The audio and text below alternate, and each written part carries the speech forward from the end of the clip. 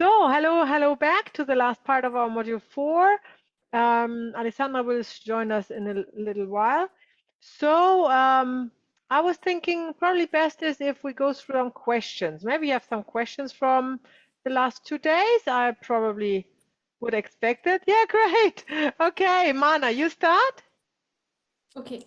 MoaM, in the last clip that you showed us yesterday, the inner child, the interrupted movement, I noticed that your tone with the representative was very kind, was very gentle. It was like you were talking to the child. So is that something we need to consciously do when we are addressing such a small inner child? Do we modify our tone of talking? Yeah. Yeah, if you can, Okay. yes. Yeah. Yeah. Thank you. So That's when it. you are, so remember when you're facilitating the family constellation, you are actually not there, right? It's not, you are not your usual self. You are part of the morphogenetic field. And it should guide you in what you say and how you say it. So it is not my conscious decision. Okay. To do that. It is what was in this situation appropriate, apparently. I cannot say that at all. That is always happening often, but not always. Sometimes I realize also I become very firm and strict with the child because it needs that. But that's all part of the field. That's all part of the information you get. So don't make a rule out of that, yeah? Perfect. Thank you. Okay. Claudia. When we talked yesterday about the birth energies, so if a child, for example, is born far too early, but then has to fight for its life for about a few days, would that actually use up the birth energy or not? No, because the birth energies are very specific. You cannot run them off or walk them off or scream them off. Okay. You have to go through the birth canal. Oh, okay, cool. Yeah, that's very, Okay. very specific. Yeah. Okay, cool. Thank you. Rocio? When you do rebirthing, if you're doing it as a mum, would that help the child, and vice versa? If you do it as a child, would that help the mum as well, or each one of them has to do it in, like, separately? You know what I mean? That's a really good question, Rocio. I really don't know.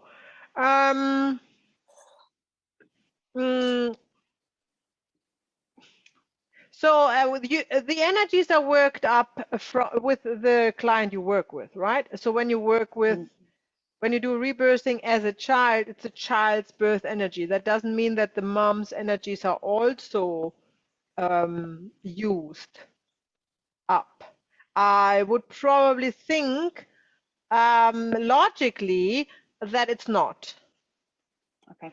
So logically, if the mother wanted to, so the mother would not make a rebirthing. The mother, she would probably go in a regression, and because the mother is not, the rebirthing is to be born. The rebirthing is not to give birth. So when mother's birth energies are stuck and she is suffering from it, you cannot do a rebirthing, because a rebirthing would make her be the baby in her mother's womb. So what you would do is you would do a regression as if it would be a trauma. It's a regression to the actual giving birth, and then help her to override the traumatic situation. And we go through that today, regression, with a positive outcome, right? Instead of the traumatic outcome, which is blocking the energies, you are overriding this information in the subconscious with the positive outcome where the energies can flow. So we wouldn't call that rebirthing. We would call that a regression. No. Thank you. Okay. Great questions. Anything else?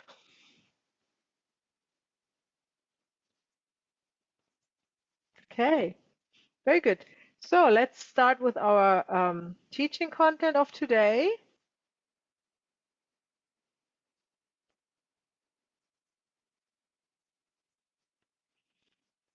Today, we are talking about regressions and past lives. So, what are we looking at? We are looking at death.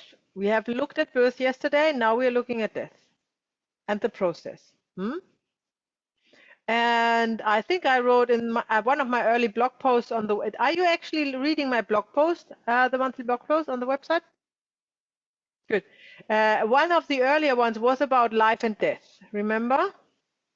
And I was writing about how we always misuse this term because we are always using.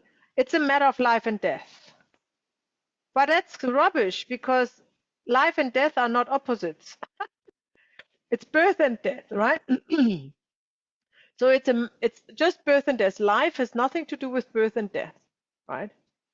And just to clarify that, so if you are kind of advancing in your spiritual journey and gaining knowledge and experience with it, and then it is also really, really good to not use incorrect terminology.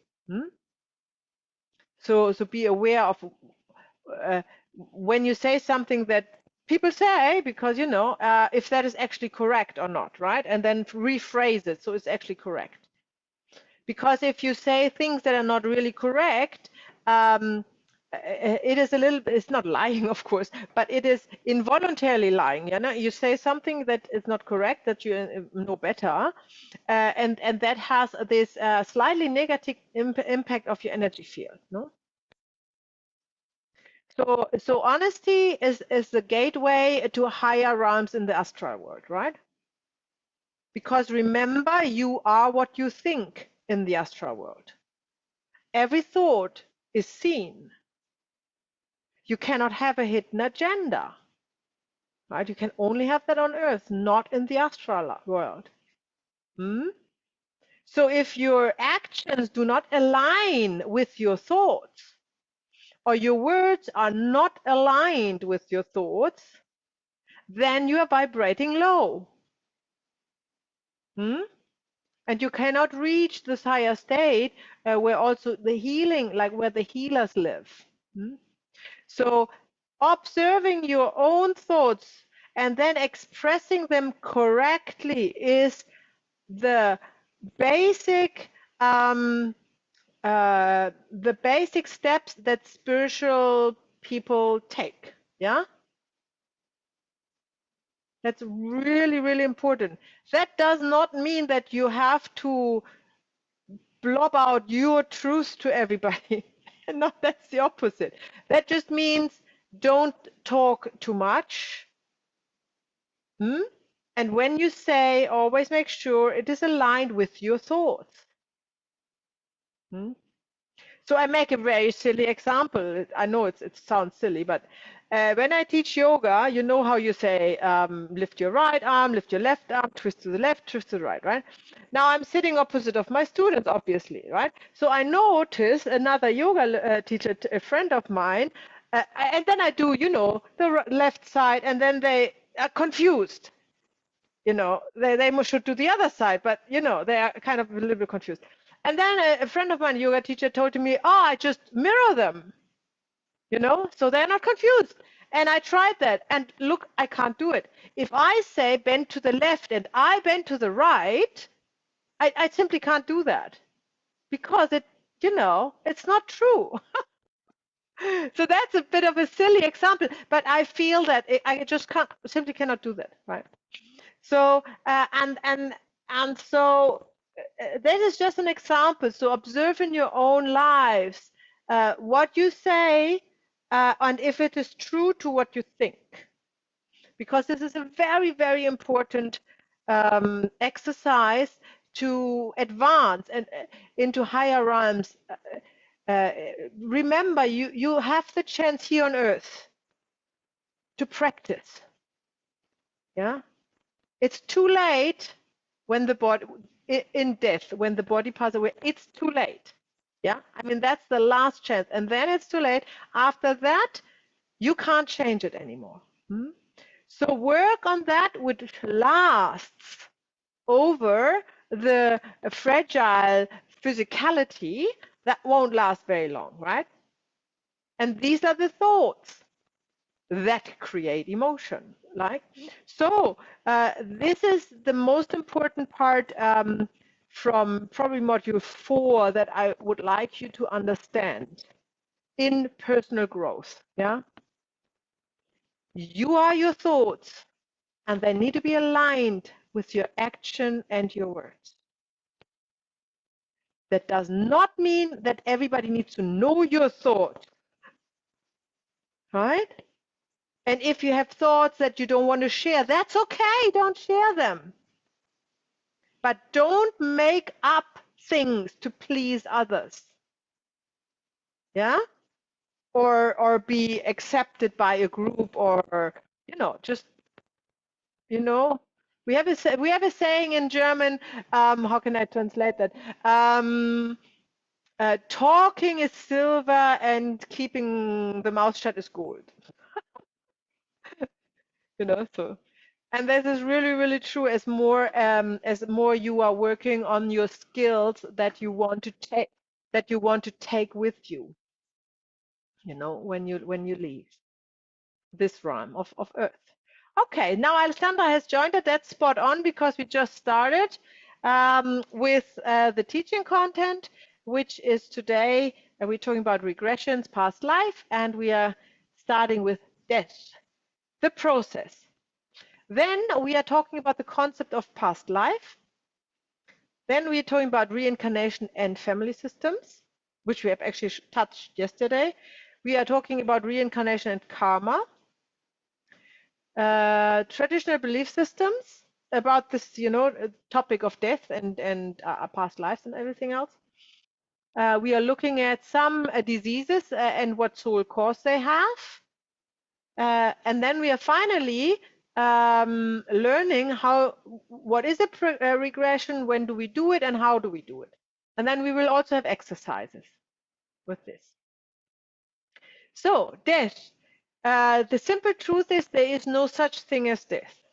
Life always lives on, right? As energy which is only changing the vibration but cannot go away. This is life is everlasting. There is only a change from physical to non-physical and back to physical. From the perspective of Earth. A never-ending cycle, which we call the cycle of life or cycle of karma. And when I say never-ending, I don't mean it for an individual. I mean it for all humanity, right? Because it does end for an individual. Thank goodness. one day. Yeah. Okay. So what's the process of dying?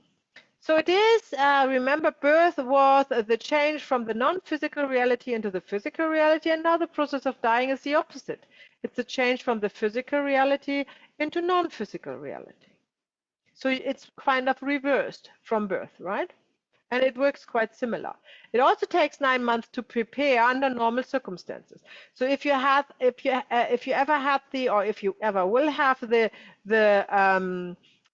honor to guide somebody who's dying naturally, right? That's what you see. They start to lay down in bed and during the day and fade out a lot, and come back, and then fade out, and then that normally takes up to 9 months. Under normal circumstances. It's just that the periods that they are back and present is shorter, gets shorter and shorter and shorter.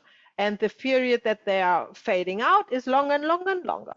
And that is because the heartbeat is starting to slow down, and the electromagnetic field is starting to weaken. Oh, this is why these phases of being away are longer and longer and longer, right? Until there is no actually phase anymore of being fully present. However, of course, spiritual masters, they just decide to leave, right? They don't have this 9 months. They decide, okay, tomorrow is the day, or in 3 days, they maybe need only 3 days. I have heard from some yogic masters who needed 3 days or 5 days or something like that to actually prepare for that. But this is, you know, normal people, 9 months.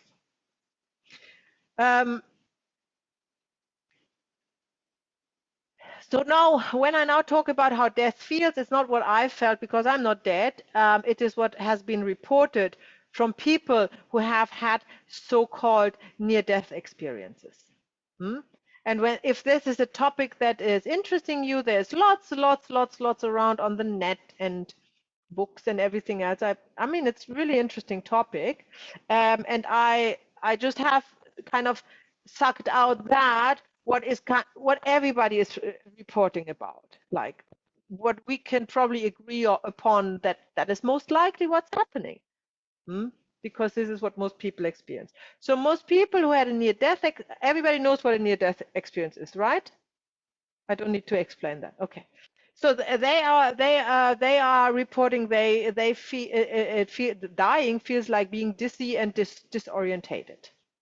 So that already says you are fully present because you are aware of dizziness and disorientation.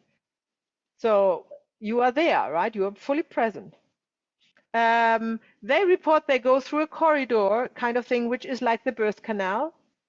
You know, it's the same thing.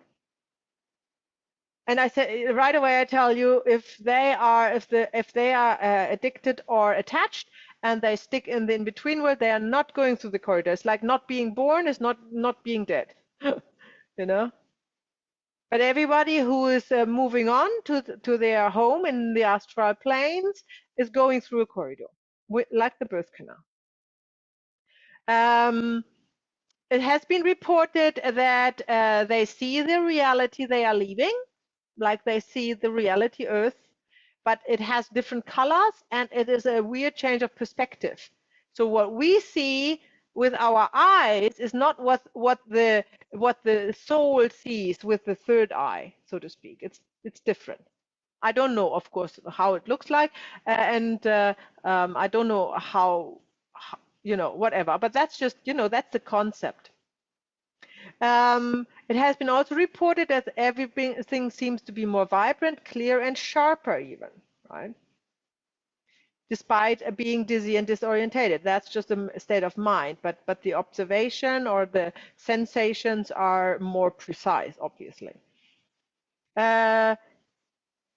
Everybody who is not stuck in the in-between world goes on the same journey. But the destinies are different, because it depends on the emotional state that the soul is in when it passes on. And it's not the last thought that you have. That's not how it works. It's the dominant emotion, the dominant belief system. But also I have heard that there can be a breakthrough in the last minute, like the recognition. Yeah. So that although let's say the dominant emotion was courage or something, yeah, that in the moment of death there is a recognition of love, right? And then that would actually outrule the lower vibration, but it needs to be a genuine recognition, not like if you are in the state of love normally and then at the time of death you're freaking out and it's a fear present. It's not that that you go to the realm of fear just because of this moment, right? It is not a transformative moment, right? Just a temporary moment. However, I think it is important not to fear. I think it is really important to die before you die.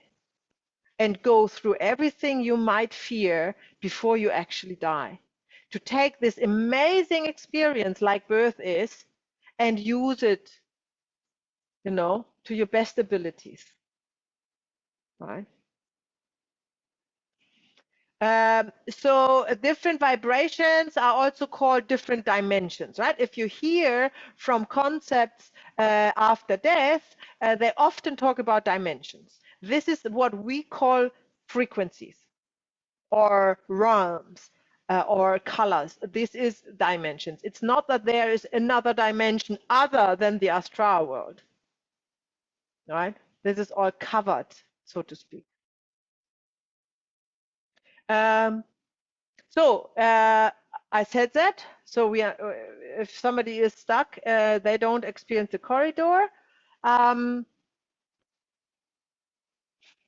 then the destiny, where the soul goes to, is the color, is the realm where they are contemplating on their past life and why and how they have become this emotion and what they aspire for themselves for the next time. And so we talk about that with the traditional belief system. So that's okay. So just we'll leave it here. The spirit, however, is just accompanying the soul for a while. Think of the chart from the birth, yeah. It's not dwelling in the astral, it cannot. It is like the spiritual law of gravity. The spirit is drawn back to the world of light. So it cannot stay with the soul in the astral world. However, soul, spirit are staying connected. They are individual. It's not that your spirit, if you will, your spirit is becoming one with all spirits. Yeah. The world of light is also very structured. Yeah. And the sense of individuality will always remain until until the craving for unity and dissolving is reached, which is the highest goal, if you will. So the spirit is connected to its soul. It's observing the soul, also their progress. It's helping as much as they can from this world of light and waiting for the soul to reincarnate. Rocio. So basically, connected with the spirit is connected with your higher self. Is Call that the same higher thing? self. Yeah, Yourself. I would say. Okay. Yeah. Okay. Definitely. Yeah. Got it. Yeah.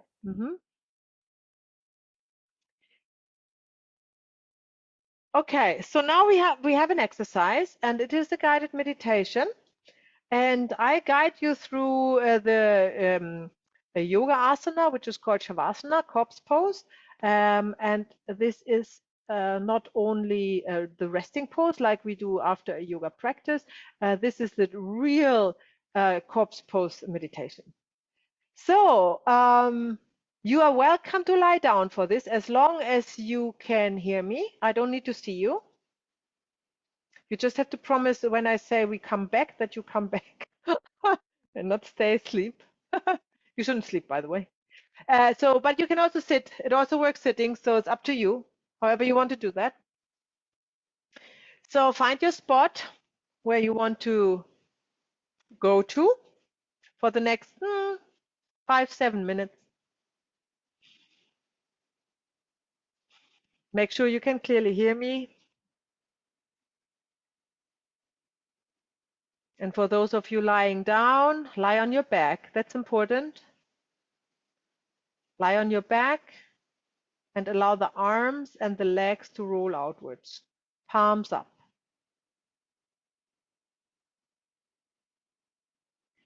If you are sitting, imagine you are lying down with your palms up on the back. And you start to breathe deeply into your belly. Deep yogic breath. On your inhale, your belly expands, and on your exhale, the belly contracts. And you breathe in and out deeply and long, long breath. Make sure the exhale is complete before you inhale again.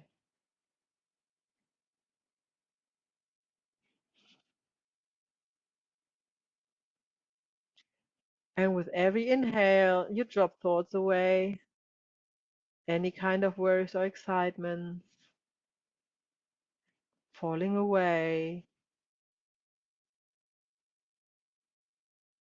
and you are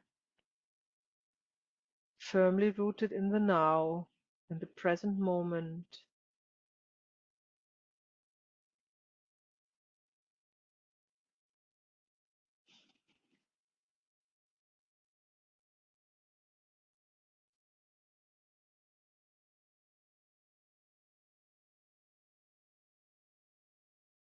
And you enter your happy space, the space where you're always at peace and in tranquility, the space that is so very well known to you by now, where there is no worries, where you are 100% safe, where everything can happen because you are in control of everything.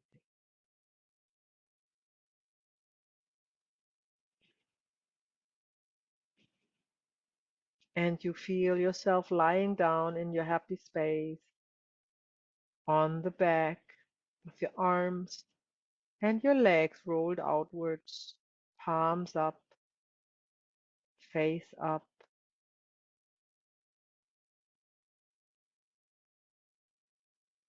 And you decide here and now to die.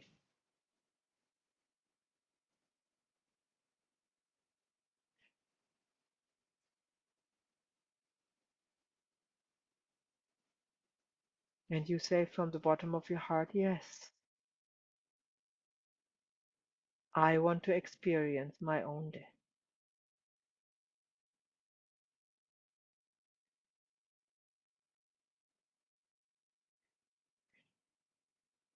And because you're in your safe, happy space, there is absolutely no fear present,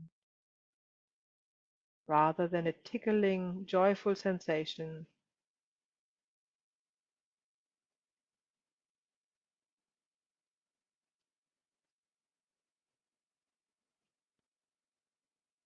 And you are fully aware of your body. Your awareness is on your body. The awareness is on your limbs, on your inner organ. The eyes are closed.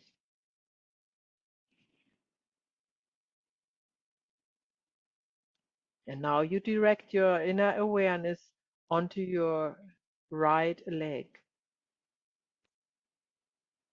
You feel your right leg. You feel the weight of your right leg. You feel the blood running through the veins of your right leg.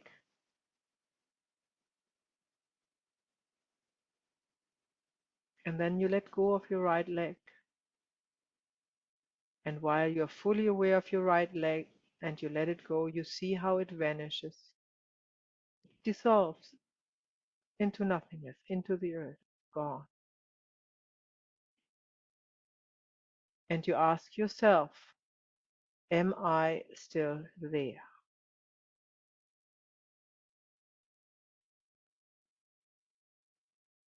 And the answer is yes.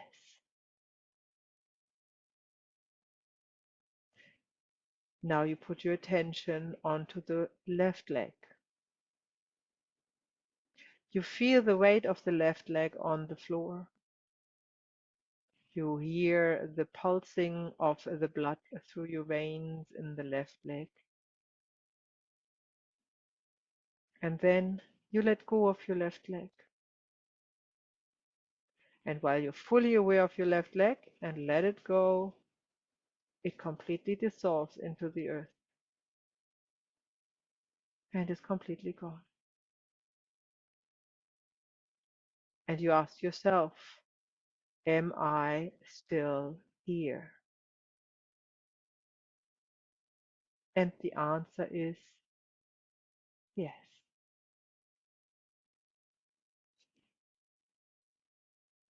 Now you put your awareness onto your right arm. You feel the weight of your right arm, the weight of the right arm on the floor. You feel the warmth of the skin of your right arm. And then you put while your awareness is on the right arm, you let go of the right arm. And in this moment, it completely dissolves into the earth.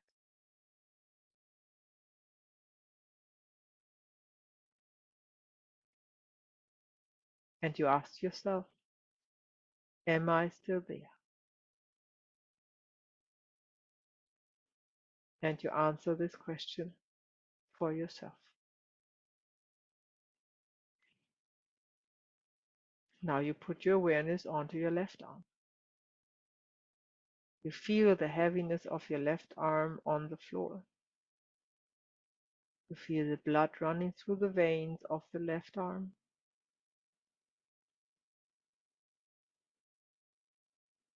And while your awareness is on your left arm, you let go of the left arm. And the left arm dissolves completely into the earth.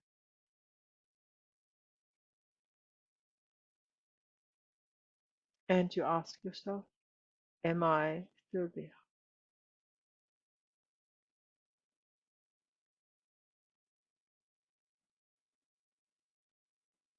Then all your attention goes to your upper body.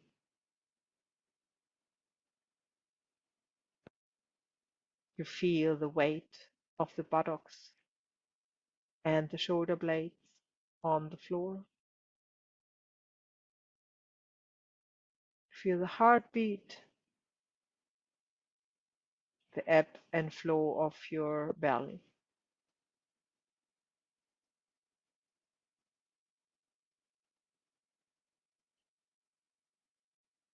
And then with all your intention of your upper body, you let go of your upper body. And in this moment, it completely dissolves into the earth.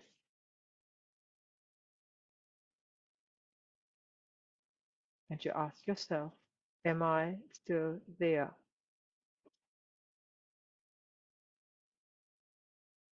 Now it's all your attention and awareness is on your head. You feel the heaviness of the back of head on the floor. You feel how the breath comes in and out of your nostrils.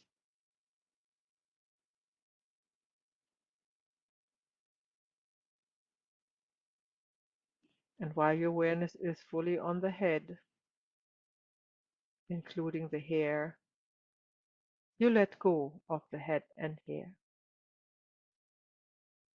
So it's completely dissolving into the earth.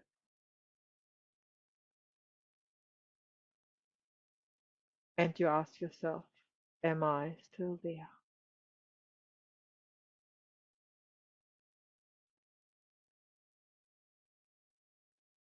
And you see where your body was lying, there is nothing to see.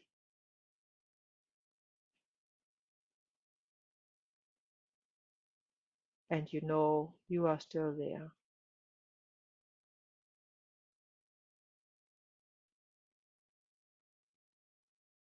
And a feeling of great joy comes with this realization.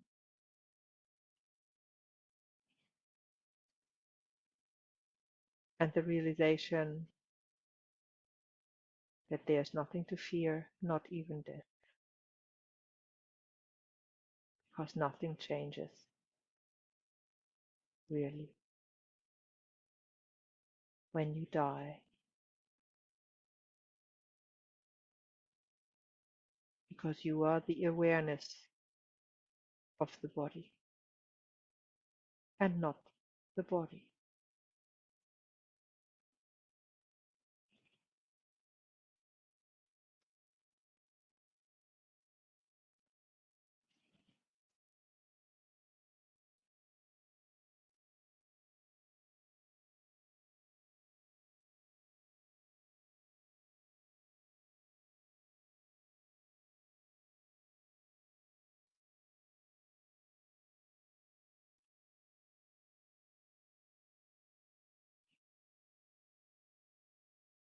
You start to deepen your breath.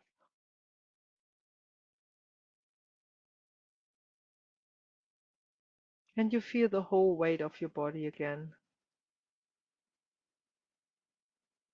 You see yourself lying on the floor in your happy space, completely all the body parts intact.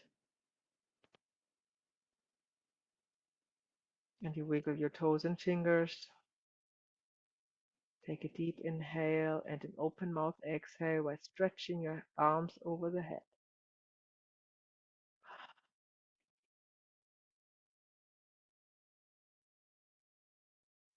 And then you bend your knees to the chest. And on your exhale, roll to your right side with hugging your knees. And stay there for a while, giving yourself love, appreciation, gratitude.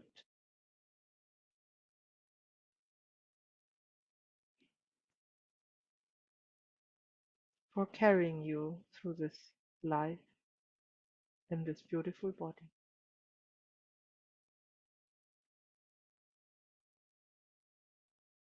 To have all these awesome adventures one can only dream of.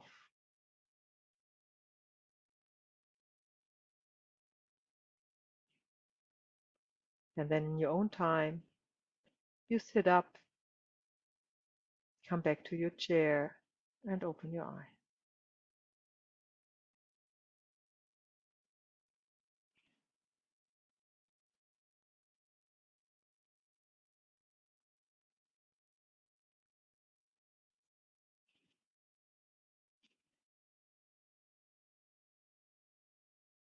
I see a big smile on Julie.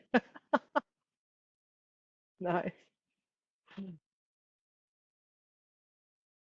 So, shall we make a quick check-in how it was for you, just briefly? Yeah? You want to start, Julie? It was very peaceful. Mm-hmm. It was, yeah, very peaceful. I feel really good. Great. Great. Mm. Claudia?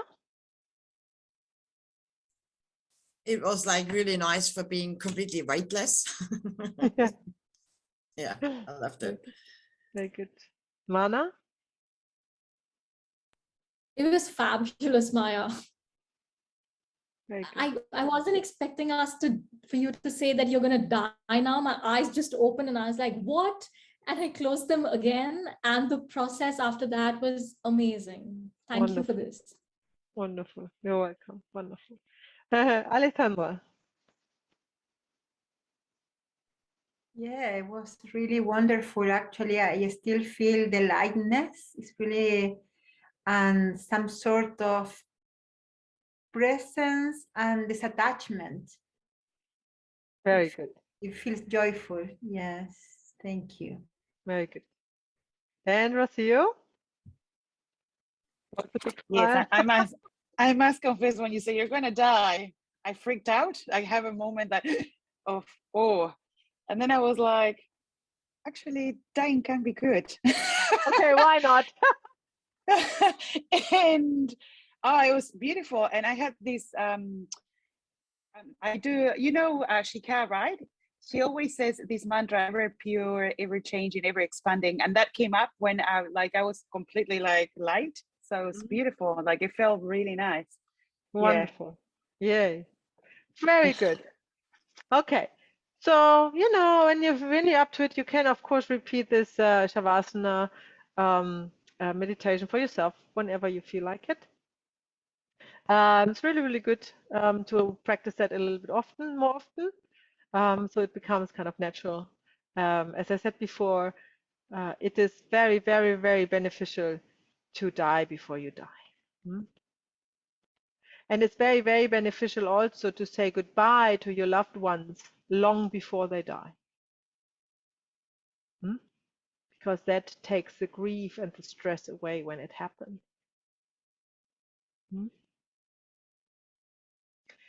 Okay, so let's talk about the concept of past lives. On the soul journey, all emotions in all shades and facets have to be experienced and owned. That is the soul journey. If an emotion is not experienced and looked at from all sides in all different life circumstances, and this experience fully, it is not owned. And just when it's owned, you can move on to the next one. So Malcolm Southwood has taught that the minimum is 144 lifetimes for the minimum. Many, most have more than thousands, because I repeat without learning. But in an ideal cycle, when learning takes place at every time, when you enter Earth, it would be 144. Don't ask me why, I'm just, but he's so knowledgeable, I feel that there's a great truth in it, but I can't explain it to you. I think it had to do with astrology, but I really don't remember anymore what exactly it was. So when, after this 144 cycles in an ideal life, that would mean that every emotion has been experienced from all sides, from the victim and perpetrator side, right? From all sides, all facets. This is also why there is no good or bad life experience. Such a thing does not exist. Everything that you experience in life is necessary for the soul to move on. That means there is no such thing. Tragedies and dramas are only in sitcoms, not in your life. And when somebody leads a lovely and fulfilled life in this lifetime, there was guarantee you suffering in the one before. And if somebody is mourning and suffering in this lifetime, they guaranteed had a lovely lifetime before that. So there is nobody to blame, and there is nobody to envy, or there nothing. We all have lived all those lives. Yeah. And you would not be on the course if you would not have a lot of lives already lived, because this is not a course for young souls. Right? And the work as a family constellation facilitator is not or a coach, a systemic coach, is not the work of a young soul, because they cannot give much. So when you just think about it, how many lifetimes you already have on your back, what you have already, you have experienced everything. You have been murdered, you have been a murderer, you have been a king, you have been a slave, everything, right? So there's nothing to envy, or nothing is better or less good. It's an experience that is necessary, and you better enjoy it while it lasts, because you cannot own the experience when you're not enjoying it. If you reject it, this is a problem. You are going to come back and repeat it because you haven't owned it. Or talking in the terms of Ramtha, which School of Enlightenment in US, he said always you have to digest it, which I love, because this is what happens. If you think, what is owning? It is physically digesting, like food. Food is your experience, and then you digest it, it becomes you. It creates cells in your body, right? And that is how you experience and own how you own an experience, which we experience in form of emotion, of course, right? So we are always talking about the emotion that is behind the experience that you're gonna own. So one thing I would like to introduce you to the concept that past lives are not linear. And this is probably surprising for you, but this is the outcome of my work. When I do regressions, I came to realize that it is not linear. So to think of, you had, let's make an example, you had 75 past lives, right? And the first life started as a Neanderthal or something. Neanderthal was the English term. Anyhow, one of these cavemen, right? And then the next life was in this, and this, and the next life in this, and then all of a sudden, life 70 was in the Middle Age, medieval times, and then you know, the next lifetime was 100 years. This is not how it works, right? You can have a past life in 2900, right? I know that's challenging for the mind, but I just tell you, this is the way it is, right? As soon as you leave Earth, you are out of time, out of space, out of time. There's no such thing. So you can have experiences that in your current lifetime would be in the future. And I think that's very exciting, to be honest.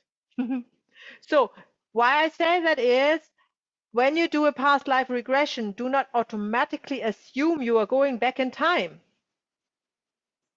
Yeah, this is often the case, but it's not necessarily the case. And remember tunnel view, when you have this expectation, nothing outside can happen. But if you widen your view and you consider past lives can also be in the future, then you can actually see them when, you know, when a client is going there. Otherwise, you won't be able to see them. We all need all these lives at the minimum of 144 to work on karma. Karma meaning to understand that the principle, the universal law of cause and effect. Because the universal law of cause and effect is also in the other worlds. It's a universal law, not an earthly law, right? But on Earth, we can actually learn it because it's tangible. We can grab it. It's slow. We can see it. We can see the outcome of our actions over a long period of time. Sometimes it's multiple lifetimes. And it is all there to digest the emotions and move on. And move on and move, if you will, up the ladder of frequencies. Also, always remember the unborn soul is innocent and ignorant by nature. So that is the soul before the first lifetime. Because we can ask ourselves, so what is the whole purpose of this, right? If I come as a soul and I go as a soul, yeah, what's the difference, right? The difference is that the unborn soul is innocent and ignorant by nature. And that is like in amoeba or bacteria or whatnot, yeah? Ignorant of its own self. The life journey is to become aware, which is the opposite of ignorant. And the life journey is also to lose innocence,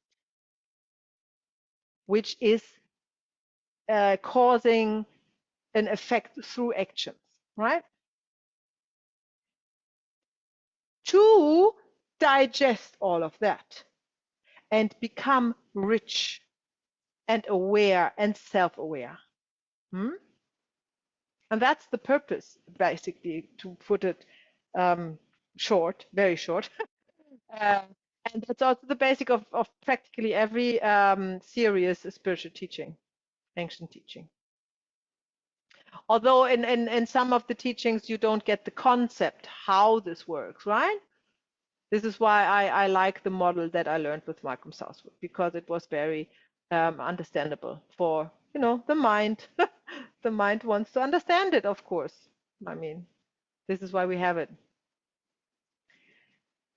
Every life experience is different for every person. This is also the exciting news, right? Nobody experiences the same thing. That means not only you have 144 lifetimes or 1044, everybody else as well. And in this lifetime, it's a different perspective, a different experience. So this is the fun part of the universe, playing so many scenes, so to speak, so many parallel movies. So how does reincarnation then works, right? Rocio, yes. Didn't want to interrupt you before. I do have a question. A soul can have one experience on Earth at a time, right? Because I'm aware of like the different dimensions and how time is not linear, but you can just come to one experience at a time. Is that right? Or A main experience. Okay, you can have a life with super many, like, you know, lots going on, right? But the emotion, that's your dominant emotion with which the soul comes with, yeah? yeah, This can either stay the same in a lifetime and have a lot of experiences, different experiences, but the same emotion, yeah? So let's say from grief, let's take grief. You have a lifetime where you had a big loss. Maybe you lost your mother at birth, you know, and your whole life you can't overcome this grief and this maybe guilt feeling or whatnot, right? Yeah. And then you are dying after long, and you have a lot, you know, you have a life, you have a family, you have all sorts of things. Your dog is dying, maybe your child is even dying. You know, you have all these experiences with grief. So you look at it from all angles, and then you pass on, and then you contemplate on it, and then you decide to come back and overcome this grief and go up the next ladder. What comes after grief? Has anybody printed it out?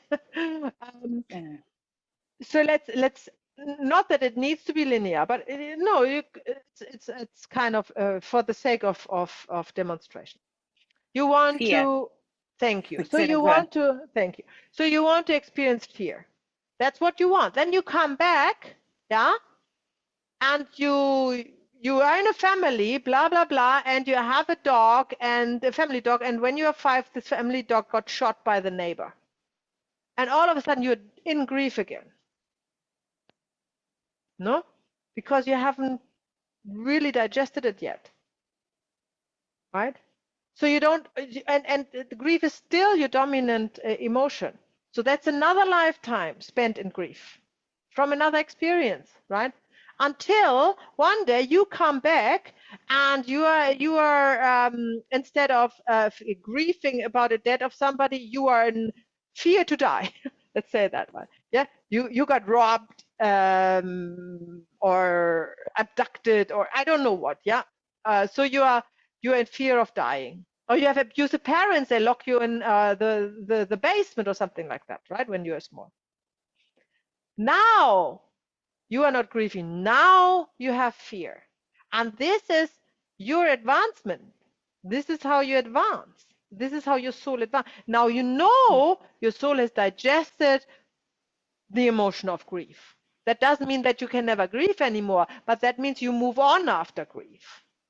You know, grief is a temporary emotion, not a dominant emotion. Now, when you have this emotion of fear is dominant, then you probably lead a life of great fear. You know, you may be very fearful of getting sick or losing a job, or you know, it's a dominant emotion. That is fear.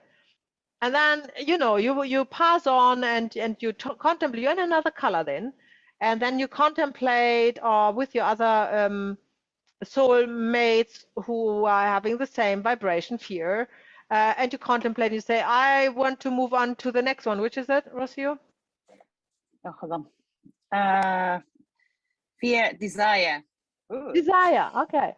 So you come and say, no, I'm done with fear. I want to desire now, right?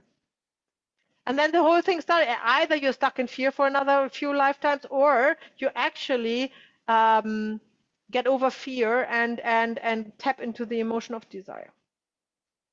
So as you can see, every emotion is good to have. It's just a matter, it just shows somebody how old the soul is. Let's assuming that that is linear. I can't say that for 100%, but for the as a concept, I assume to go through the emotions and go up in the ladder of vibration. This is quite linear. So you have to go through all of this. And of course, there's not only this 10, 12 emotions, there's lots of others in between, right? That you experience meanwhile. So coming into this emotion of courage. So everybody on the course has is vibrating minimum on the emotion of courage, minimum. Because nobody who's not vibrating on the emotion of courage would ever go to a family constellation. Because it takes courage to do so. That meaning there was already a lot of digested emotions in your lifetime. That also meaning that you are not necessarily like it indicates that your dominant emotion is not fear, grief, or anger. It is a temporary emotion, or it is a memory, or it is an entanglement with a family, you know, but it's not your soul expression, if you will. Yeah. Okay. But I'm of course going a little bit in speculation, so don't get me wrong, right? This is just like to make it more to explain it better, or to make it more visible, the picture, to draw a picture how this can look like. So a reincarnation on family system. So the soul, we learned that yesterday in the giving birth process, has a genetic imprint from the previous lifetime on Earth, right? Because it's attached to the body, and it's like a blueprint of the genetics of the body, right? That the soul is carrying. So it has to find a family environment, like a mother and a father with their gene pool, that is matching as good as possible their genetic imprint. Yeah, because otherwise a miscarriage is very likely. So this is why we talked about that yesterday. This is why you reincarnate in the same family system quite often, until you you contemplate in the astral world, you make a quantum leap. You want something completely different. Yeah. And then you come back, and then you choose parents that are not the same family system. And now this is when you feel like a misfit. You know, who felt like a misfit when they were young? So this is very likely because you chose to find a new family system with completely new experience. And then it's also mostly sometimes difficult to come. So my mother, for example, told me she had 2 miscarriages before I came, because the genetic pool was not aligned, right? It can still happen, but it is more difficult. What else do I want to say? Until the soul has finished a certain stage and moves on to new experiences, to reincarnate in a new environment means the new environment is a new genetic pool, a new family system. You are part of this new family system. So in a family constellation, you are part of this new family system. You're not part of your old family system. You are a descendant of this family system. It's just that you are not representing one of your former family members because you haven't reincarnated into your own family system. Is that understandable? Okay, just don't want to lose you. Yeah. Okay. So the next life is always already pre-designed in astral. And what I like about this fact is that we often say, if we meet somebody and we think we know them forever, then we think we met them in the past life, right? That's kind of like everybody says this. Oh, I must have known you since so many lifetimes. And that's actually not true. You know this guy from astral, because there is where you have made out, not made out in mean you're sexual, it's not made out to meet here and have an experience, right? That is from astral. It's your soul body. It's not a soulmate. It's a body from the same realm. because you are co-creating your life experiences that you want to have on Earth in astral. And then you have the recognition. Oh my gosh, I know this guy and or girl. Nope, it's normally not a past life that comes through here. So the in-betweener, you know this emerald green color, the attached or addicted spirits. They are not going through the tunnel. They are not going to astral. They're going to either deep sleep in the in-between world, or they live as undead, you know, attached to somebody. Some are actually attached to places. People call that ghosts, to houses and things, right? So they live there. They're not really living there. They are existing. Let's put it that way. And waiting to come back into exactly the same situation they left. There is no advancement possible. They have no choice. They cannot create another life circumstance because they are stuck. You know, they have only they have only the chance to go back into the same life, like in a similar, not the same, in a similar life situation, and then finally move on.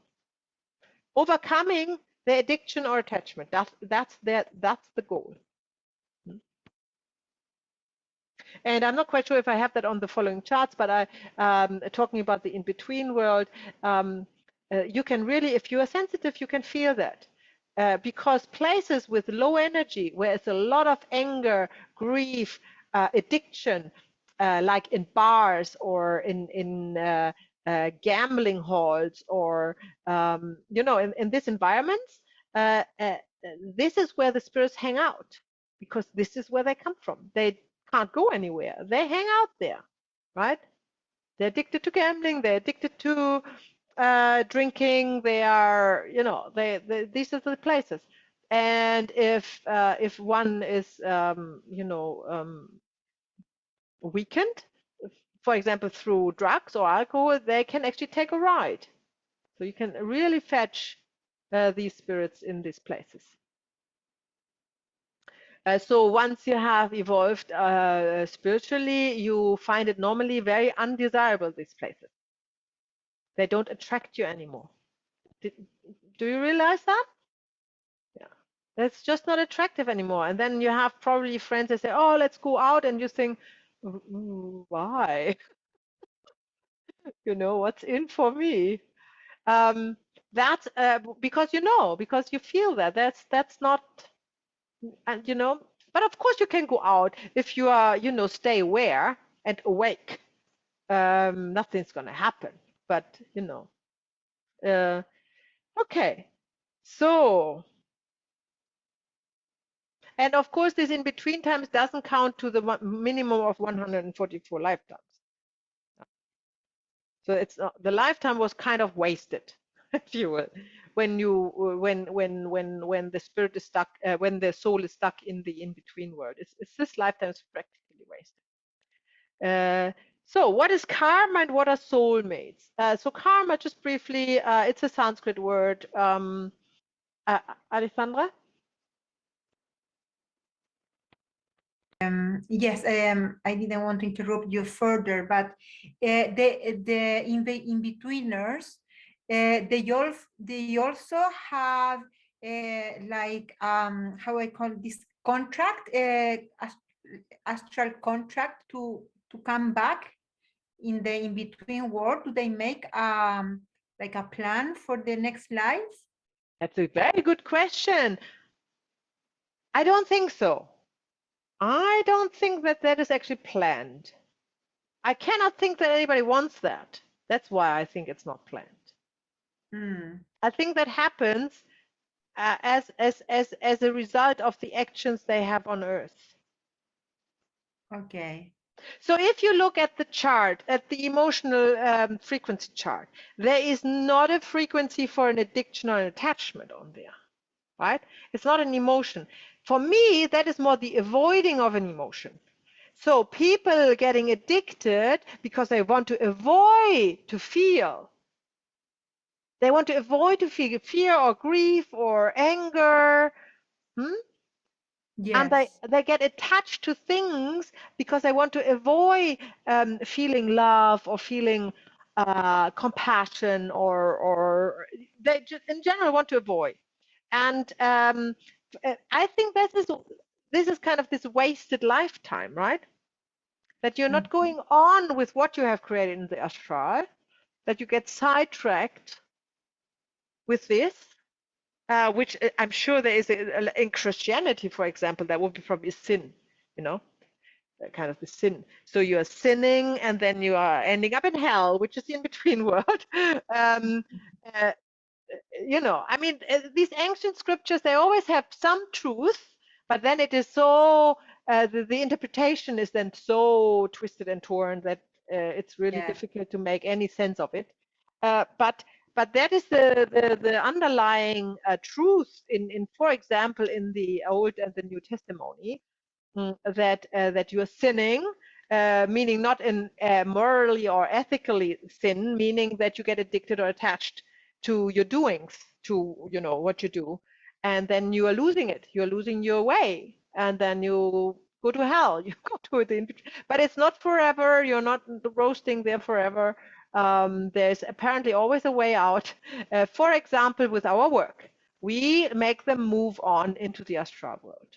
That was my next question. Yes. Okay. So through family constellation, you can help them to get unstuck. Yeah, that's what we do. So every time we send a soul into the color, we get them out of the in-between world. And I have done a lot of exercises in the group with Malcolm Southwood where we have hundreds of souls moved on in one session. Oh, wow. Yeah, hundreds of souls. Especially, again, it was in Germany and in Switzerland where you had this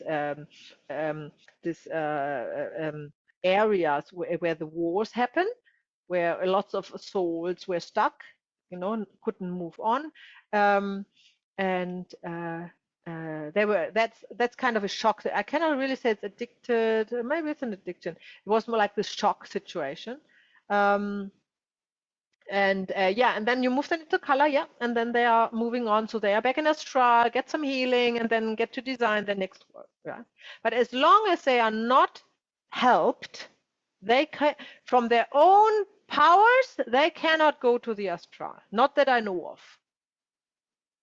So they need help, and this is why you, as a helper, you are compassionate towards the attached spirits, because they also want your help, although they don't look like it, but they want it. Yeah, they would be very appreciated once they move on.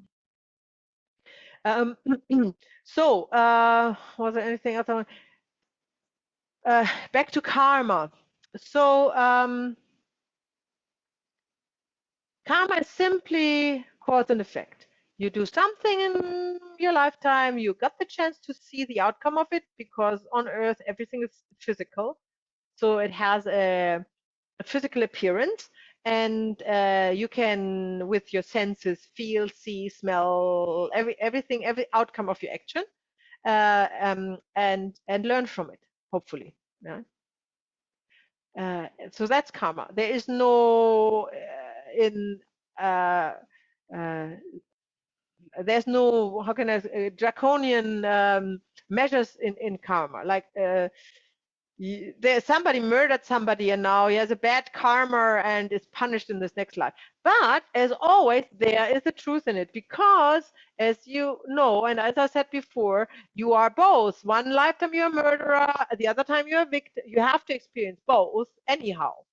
That's just a universal, that's just how this life works, so, to experience everything from every perspective. So if you will, is when somebody says, oh, bad karma, you have killed somebody, now you become the one you have killed in your next lifetime. That's kind of true, but it's not a punishment.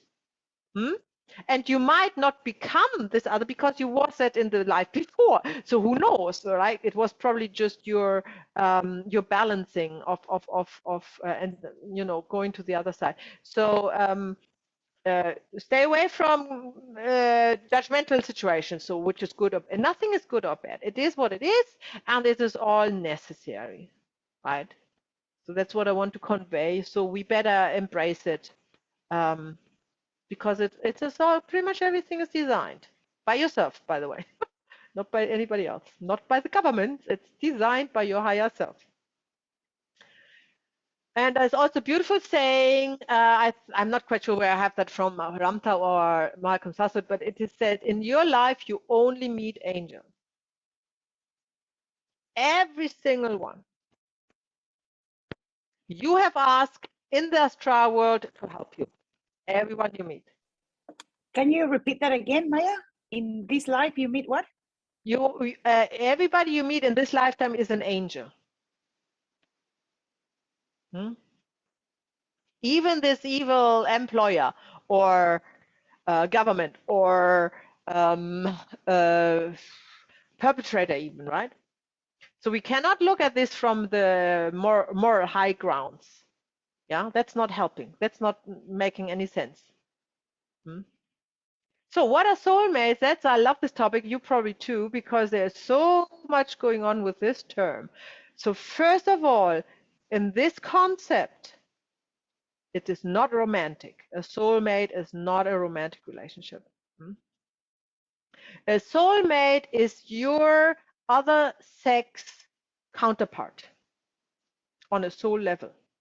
So when the soul is descending, right, everything is simplified for the sake of this course, because otherwise it would be years and years and years long. So it's simply, but if you know the Gnostic teaching or the Vedic teaching, they're all pretty same. There are so many layers and levels and realms, that we're not touching. And in one of these layers, the soul is dividing into two, a female and a male part, to experience the different because if you're male or female, it makes you feel different things, gives you different life experiences. So you want to experience everything from a male and from a female perspective. So the same soul, when it dents down into more heavier realms until it's on earth, it becomes at one point female and male. And that's the soulmate. So when you are a female soul, you have a male soulmate that goes through their own lifetimes. I don't know how many. Maybe it's 144. I don't know. Maybe you meet not in astral again. Maybe you meet in high astral, like not in the emotional astral. Again, that's probably the whole purpose of it, where you came from. But you do your own journey as it in your gender. You do your whole journey on your own until you have been going through all these emotions and all these experiences, and you are close to your 144. You actually have exceeded it, and then you meet your soulmate. Because then both are ready to go to higher astral and not come back to earth. And that doesn't need to be a romantic relationship. That doesn't mean that you spend a life with your soulmate. It is just brief. It could be a very brief encounter. Just enough to show you, okay, I'm ready, or he or she is ready. That also gives you an understanding. Like, this could be all controversial, and there's lots of other concepts that say something completely different, but that's what I teach here. So in this concept, you have a gender, and all of us are most likely the female soul. Not all of us, but because there could be, you can decide as a female soul to come as a male for a lifetime or two. This is when you are always a little bit confused. And I think that is also the reason for transgender issues and all of this. When you're a little bit confused about your sex, that is when you have a lifetime when you're not in your soul sex, gender. Yeah? Then you feel a little bit confused. You feel probably too masculine, or you love, you feel you love men. No, hang on. You love women. You came as a man, but you love men, huh? How does that work? So let's say you're a female soul, you come as a man, You would normally, yeah, you would be confused about your gender. You don't want to be a man. That's the point. You actually want to be a female. So you're either transgender to a female, or you as a man want to have men because it's a female, you know, your female soul is looking for a man. I think, but that's okay. If you are transgendering, fine, it's another life. But I would think that you have to repeat this lifetime then, because you're not completely and fully owning the process, yeah, that you have created for yourself. Because if you say, oh, like as a female soul, oh, I had 100 lifetimes now as a woman, I really want to know how this looks like a man. And then you come down and then you transgender to a woman. Yeah, well, what's the point? No? Now you should stay a man and do the whole thing, yeah? Marry a woman and, you know, and do the manly things. And if you don't do that, you most likely have wasted this lifetime. Hmm? But that's just a concept. Okay. Claudia, want to say something?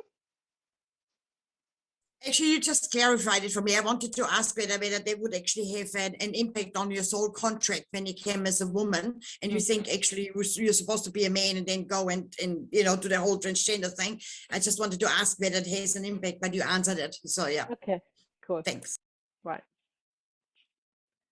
Cool. Because when you are uniting with your, let's come from the female soul. When you're reuniting with your soulmate, which is the male counterpart of your soul, he has all these male experiences.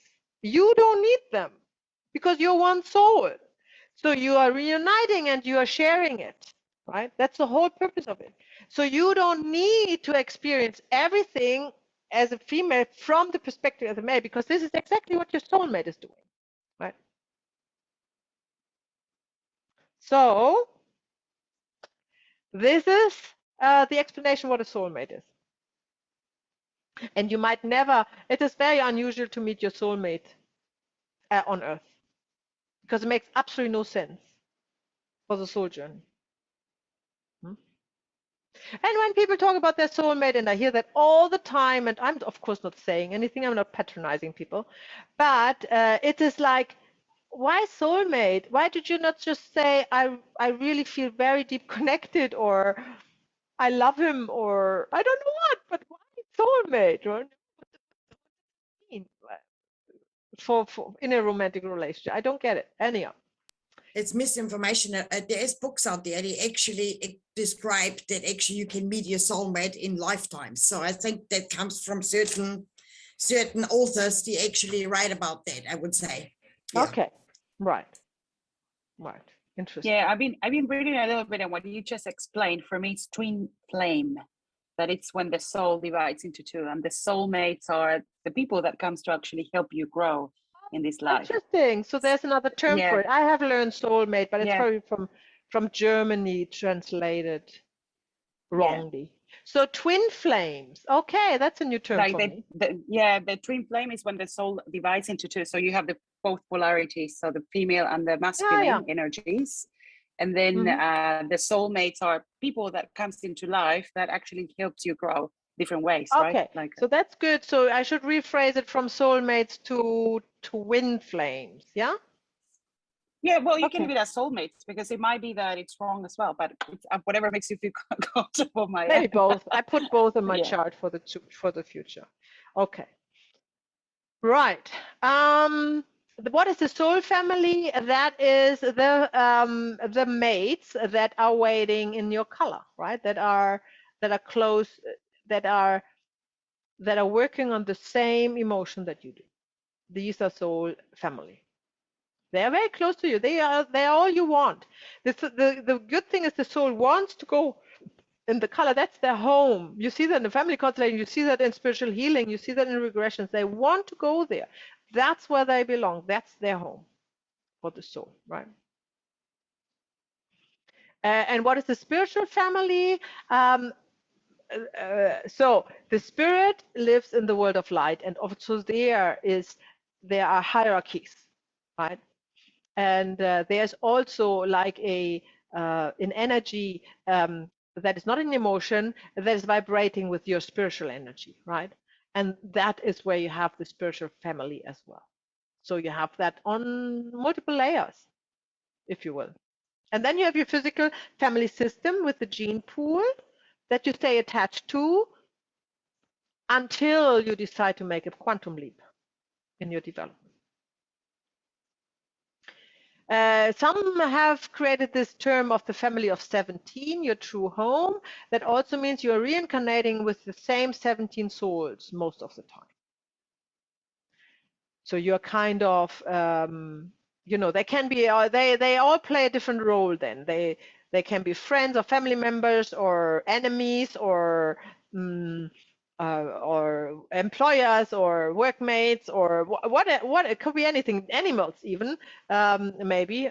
I'm not sure about that, but maybe. But they're always the 17 souls that are trying to come together on Earth to, because this is to make you not to be too lost.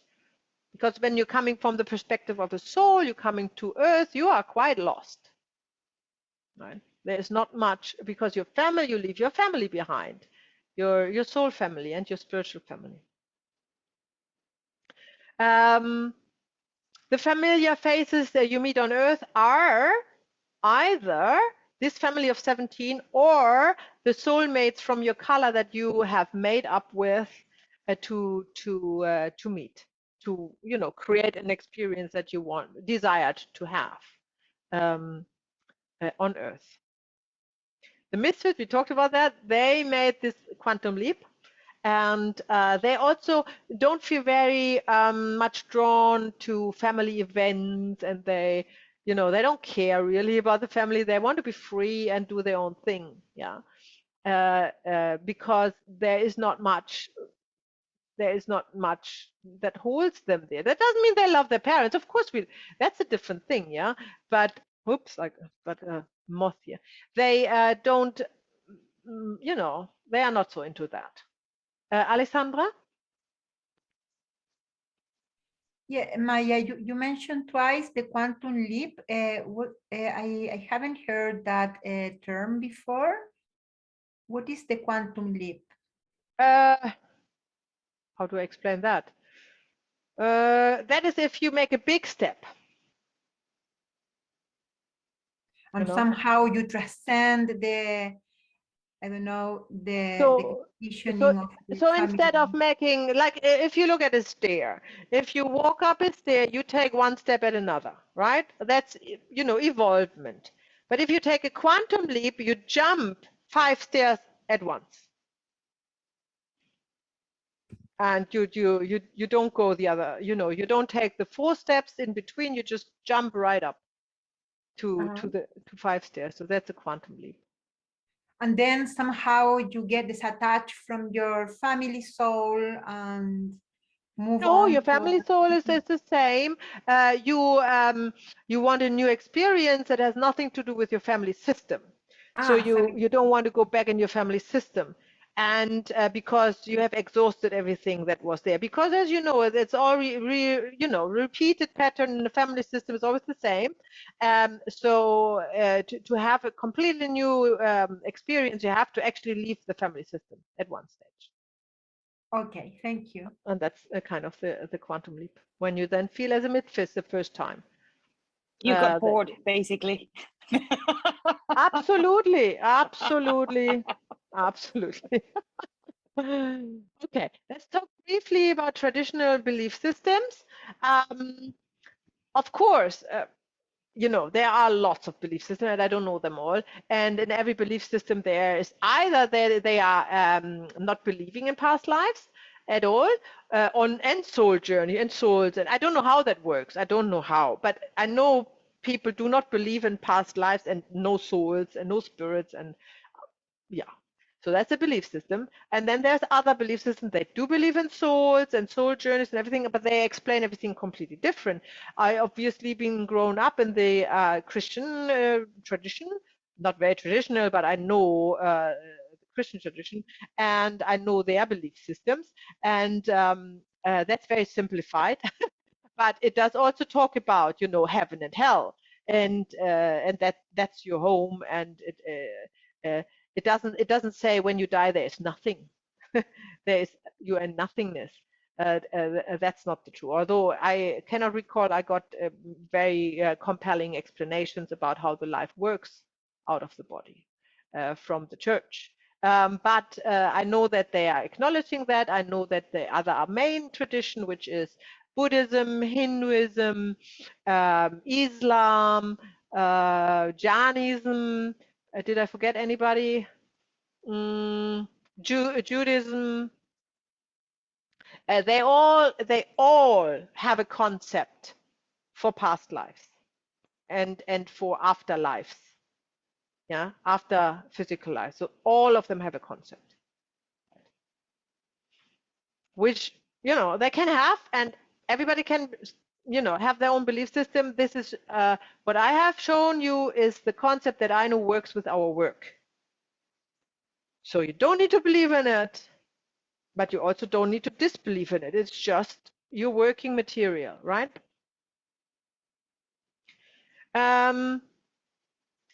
We also have to understand that there is this source of information, which is the truth in capital letters, and then there is interpretation. And every belief system or has a source of truth. Everything is in the source of truth, but then they have these interpretations, right?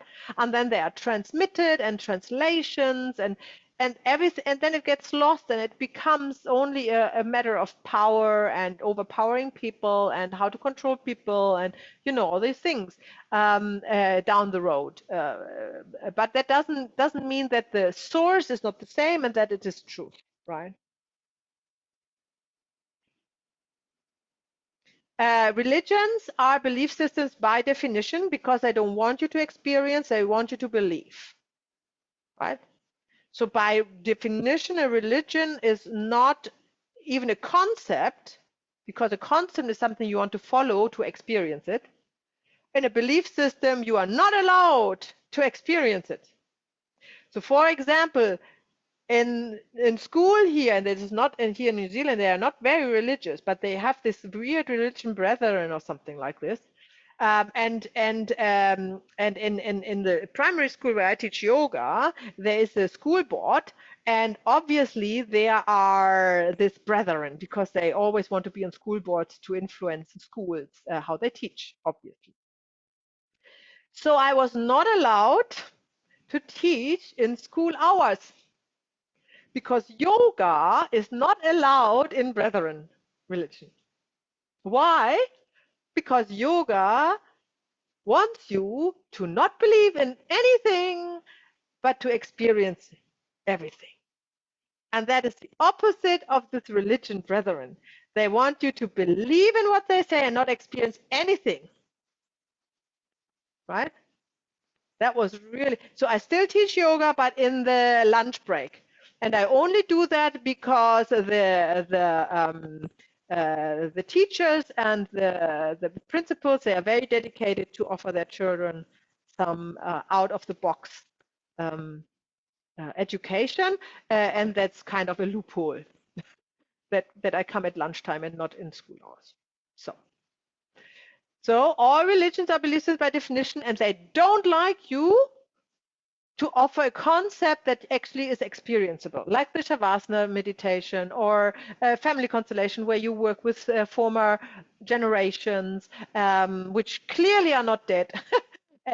And you know, they don't want you that. So be careful when you work. You might be to your surprise, because you only want to help, you know, to your surprise, you may get in an argument with religious people about your work. And just don't argue, just let it be. There's absolutely nothing to fight for. They will never, ever change, regardless what you say. Because by definition, they need to believe. Otherwise, they have to leave their church or whatever. The truth can only be directly experienced by everyone, right? You can't talk about it, you can't teach it, you can't make a concept out of truth. You can only experience it. You can never explain it to somebody else. It's impossible. You can only experience it for yourself. And this is why the truth is not for religion. They're not interested in the truth. Although they, of course, like the word, right? They hijacked most of the high vibrating words like God and spirit and truth, and then they make something out of it that is a lot lesser than that. So let's talk about, hang on, we have actually, let's talk about that. This sole cause of disease. And this is also originated in the Malcolm Southwood books. So if you're interested in that, go ahead and read it, yeah?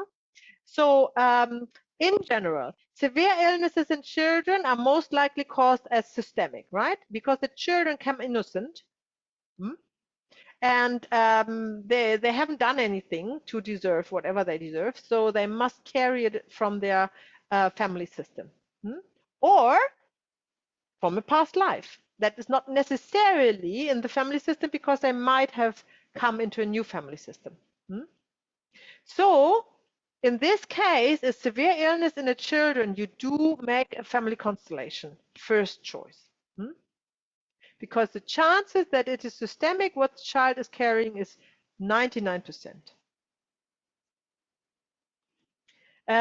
Kidneys have the sole cause of feeling, the feeling of being trapped. So here the healing is to find that trauma where the client was trapped and release it from there. Bladder in women is the sole cause is a loss of control. Again, there must have been an event in the family system or in a past life, or in the current life even, where that was the loss of control, a trauma. Breasts are always mother issues, one way or the other.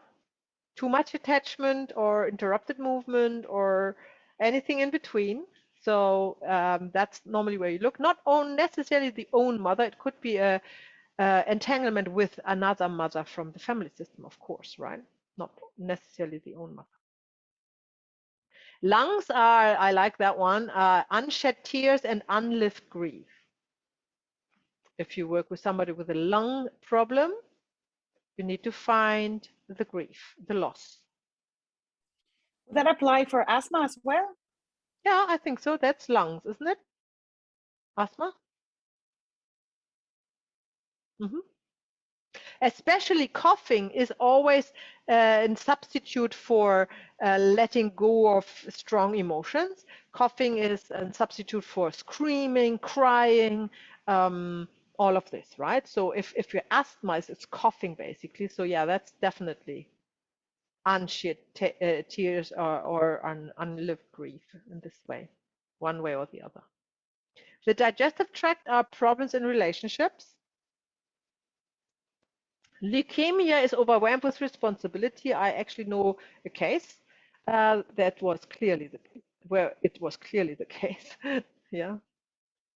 Pancreas are a problem with making a decision. And it is it's not a decision, do I leave this job and go to another? It's more this decision if I know a case where somebody had a wife and another partner, right? A secret partner.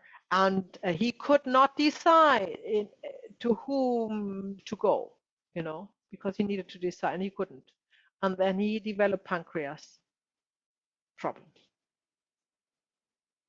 The brain is a spiritual conflict. It's actually a war going on between spirit and often brain tumors are often people who are atheists or who are fighting vigorously things that we do, for example. They are very much in their head and they don't want to see their own spiritual purpose and their own spirit, and they don't want to see it in others. And that is often what leads to a brain, maybe brain tumor even. Brain tumors would probably be the last stage of this problem, of the spiritual conflict. Interesting. It just comes to me. I know of a case, or not in person, but who I have heard of, a younger woman who has treated her brain tumor with frankincense oil, and has healed it by ingesting frankincense oil. And it just comes to me now when I say that frankincense is a spiritual oil, of course, right? So there is no coincidence in that. So the throat is the incapability to answer or to set the foot down, and a feeling of powerlessness. The throat problem.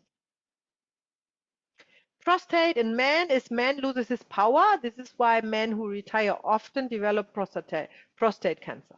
Of course, animal protein is also a cause of prostate cancer and breast cancer, right? But it often goes hand in hand as well. Liver and bile problems are unreleased anger. Unreleased anger. Angry people who are unable to look at their own anger. And of course, it doesn't need to be their own anger. It could be an entanglement with the family system. But however, they are not letting it out and don't want to look at it. Bone and skin is the sole cause is self-destruction and a low self-esteem. This is why skin diseases are often paired with the feeling of guilt or shame, which is low self-esteem, of course. Okay, here we go. Here's our break. So I put the timer on and see you in 10. What is Before we go, yeah. We're creating a WhatsApp group, and we were wondering if Mana wants to be part of it, and she can send her phone number in the group chat, in this chat here, and I can include you, Mana, if you want to. Thank you. Yeah, right away. Thank you. No worries. Okay, cool. 10 minutes.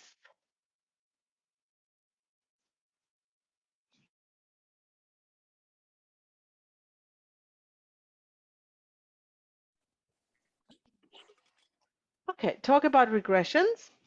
What is a regression? Why does a client need a regression? That's what we talk about. Do we talk about that or talk now? So, first of all, what is a regression? A regression is to be in a deep state of meditation, alpha state, and going back in time to a past event. Yeah, that's a regression in general. There are lots of methods of a regression. That's a profession, so to speak, an alternative profession to do regressions. And I know there are lots of methods, right? I just teach the one I have been taught, which works fine. The question is, why does the client need a regression? So first of all, to release memories either from his or a past life. It's a release of a memory, yeah? That's a regression. From the subconscious mind.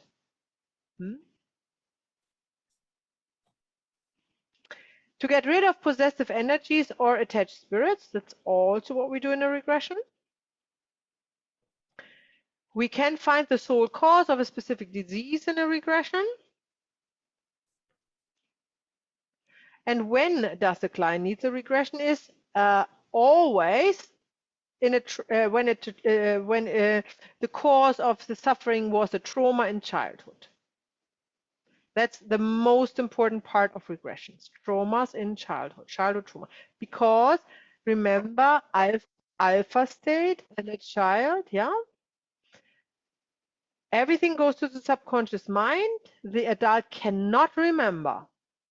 To release this memory, it needs to be a regression. A past life trauma is the same. It is not in the conscious mind, what happens in a past life, but it is somehow stored in the morphogenetic field. Not in the subconscious mind, obviously, but in the morphogenetic field. This information you want to tap into. Some people call it also the Akasha records, by the way. It's just another term for that. What we call the morphogenetic field. The client needs a regression when he's under the influence of foreign energies.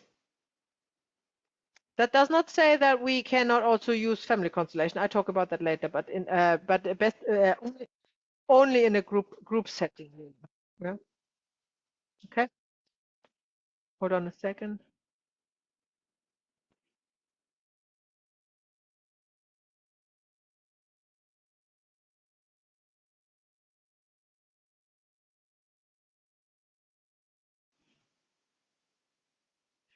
So now we are going step by step through how to perform a regression, right? There are 9 steps. First of all, you guide your client into alpha state. Secondly, you guide the client back to the source of the problem, and you have to be open. If you have talked to your client about the problem, you are not using his or her words. Remember the tunnel thing. We are going to the source of the problem. Because you don't know if it's just the problem your client is talking about or if it's a real problem, right? Right. Thirdly, while you go back with your client in time, you have to affirm that the client is free of fear, guilt, or shame, and that they are completely safe. That is important. Otherwise, the subconscious mind, remember, has the function to avoid pain, will not reveal the information. So you guide the client to a state where the subconscious mind believes that there is no danger. You have to repeat these steps in case of false memories, which we talk about later, until you find the situation that is indeed the source of the problem. And when you are there at this situation, you have to ask very detailed and concrete questions about what the client is seeing. The detailed these questions are, the more is the client, his subconscious mind in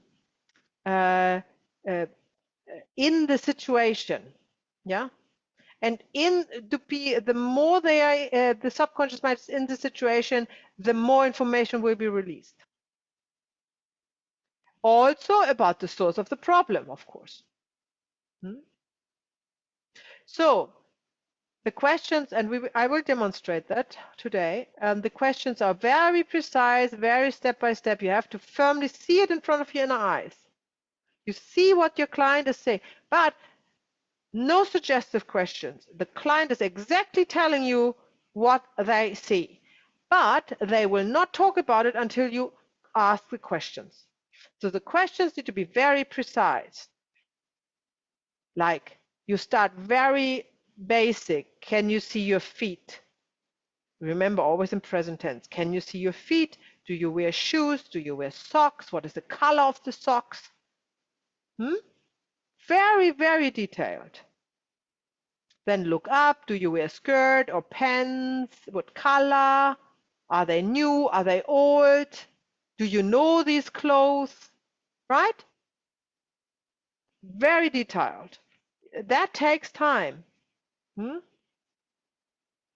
Then, when you have established how old he is and where he is, and which, if it's this lifetime or another lifetime, when you have established that from his own observations, obviously, then you have to establish which situation is the client in, the child.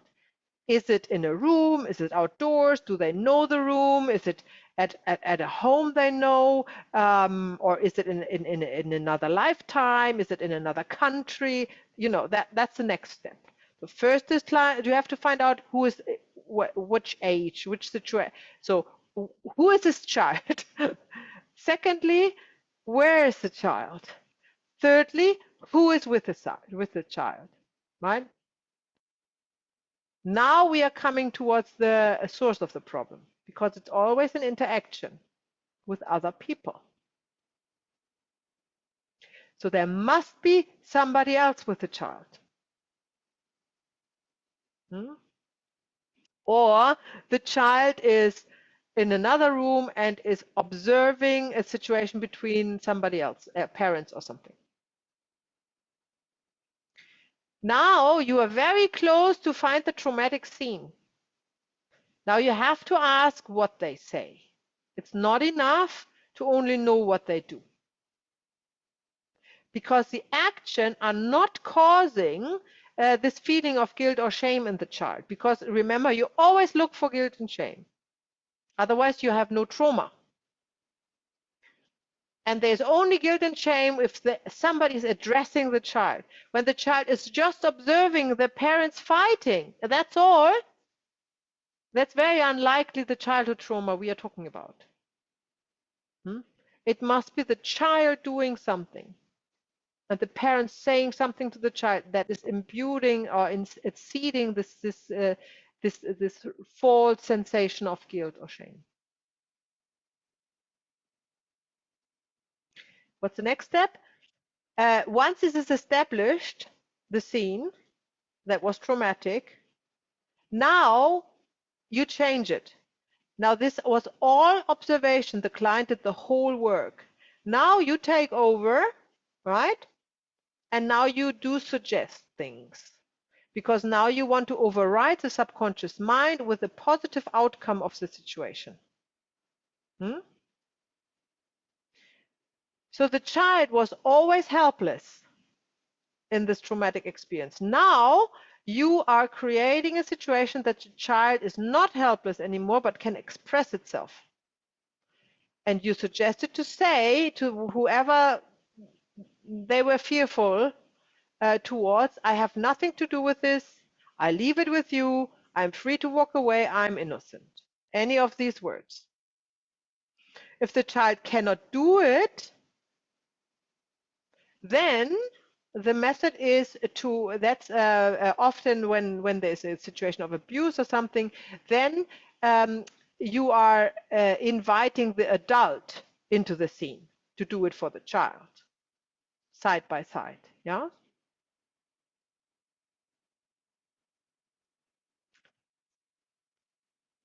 When there is abuse or horror in the scene, then you take the child out of the situation. So you ask the child to leave the body behind and the emotion with the body, so only the spirit leaves, which it actually does often in traumatic situations.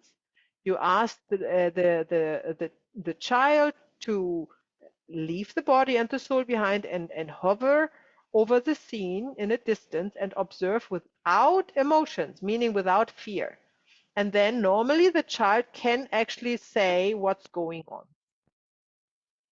Because only the emotion of guilt and shame, covered up by fear, is hindering the child to talk, to see and to talk about it.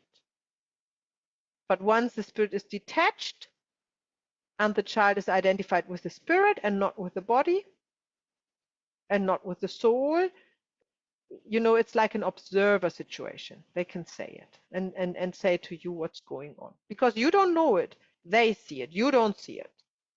Right? That's a regression. The other thing would be psychic or something like that, but they see it, right? Not you. You don't need to guess anything, right? So then, when the child is not able to express itself, then the adult goes in with the child and pushes the perpetrator away from the child and takes the child which is actually then the soul, which is transformed into this emotion. They have become the emotional body out of the situation.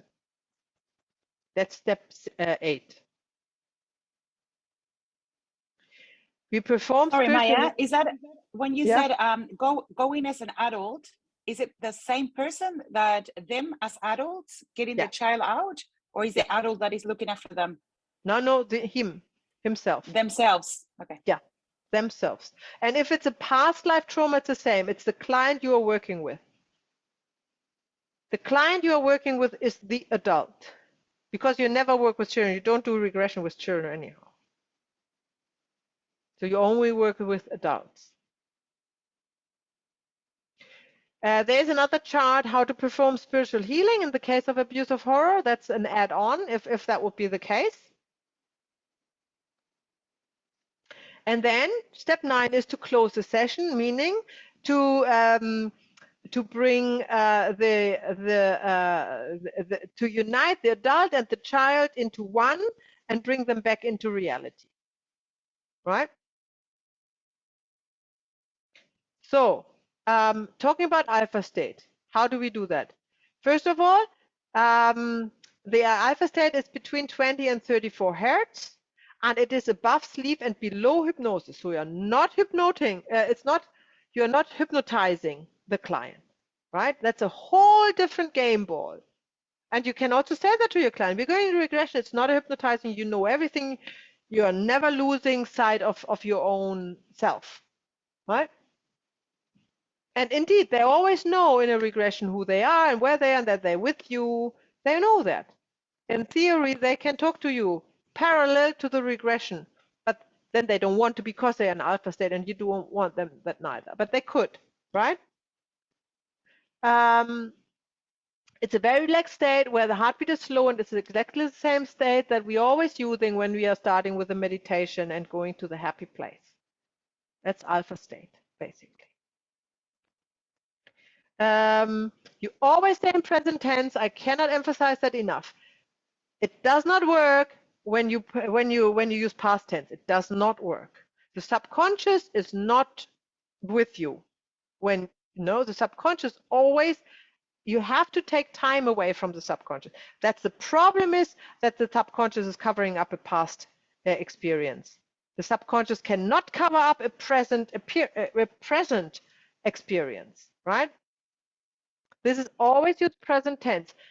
However, if the client, although you ask him in present tense, is always repeating in past tense, yeah, then you know they are not really in alpha state. And if it's just not going to happen that they get into alpha state and they are kind of fighting, subconscious mind fighting to go to this experience, then that's the session. That's also a session, because the movement has started somehow. You don't need to worry about that. You cannot make him. If it's not happening, it's not happening. Always say positive words. You never use negative words, because the subconscious mind is very susceptible to negative words. It cannot really hear the negativity of the word, and it is transforming it again into something that you don't want, something covered up. So it needs to be clear, simple, positive words. Objective. Where are you? What color? How does it feel? Cold, warm, dark, light. Simple.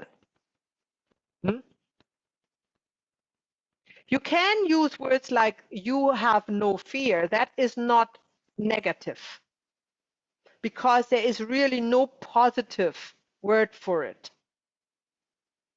You can say you are confident, but it's still, maybe they are fearful and confident, It's really difficult. I tried really hard to find a positive word, but I came to the conclusion that doesn't harm if you use the word no fear, and no guilt and no shame. You can say you are free of guilt, you are free of fear, you are free of shame, right? That's just the same things, just expressed a little bit different. So now spiritual healing and regression, meaning there was a case of abuse or horror in the regression. The child is observing a situation where it was abused or it has extremely feared, like horror, like a horror. For example, father murdering the mother. Yeah, that would be a situation of horror. Right. In this case, this child, there is an extra step where you take the child into heaven. So the child is going with you into heaven on a cloud or whatnot, yeah? And there, imagine a light shower washing away all the dirt from the child, inside and out. And that is different to the own light. This is the light that comes from a shower, and that's okay, yeah? It's just showering away the dirt. And make the clients see that in front of their inner eyes. That's important that they see how they become clean.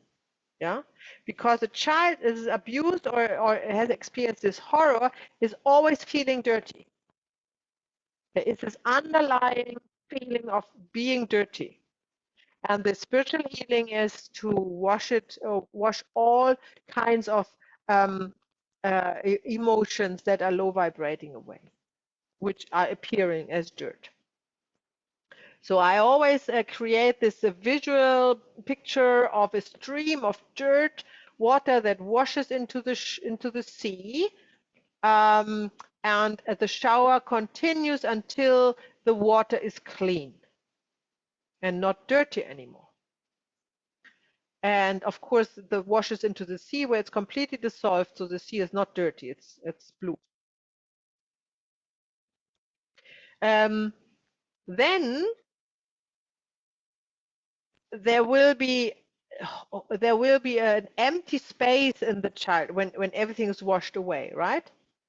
But this empty space is not filled out with the light shower. That is important, because in the spiritual realms there is a lot of deception going on, as much as on the earth, right?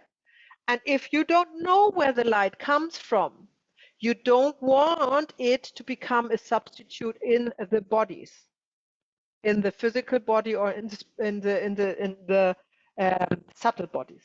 You want to make sure that it is the own light of the client that is used to fill in gaps. Yeah. So is that clear? The shower is coming, washing away the dirt. Now there's empty space. The shower is not filling in this empty space. It's like water in the shower. It's gone. It's not filling anything. It's just taking the dirt away, right? Now the gaps are filled with light coming from the heart of the child, right? That you have with you on the cloud.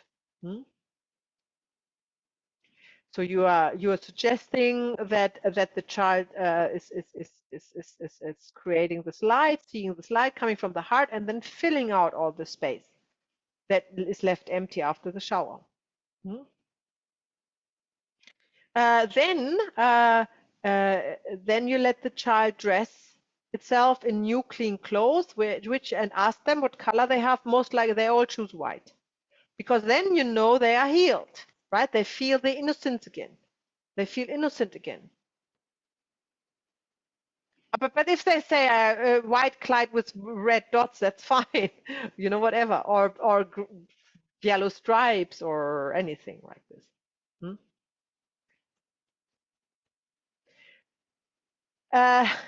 You can also, I say you, but when I say you, I'm not meaning the therapist, not you. I'm meaning the adult, the client, whom you work, right? It's not that you are not sitting with the child on the cloud, obviously. It's his or her adult self, right? Sitting on the cloud.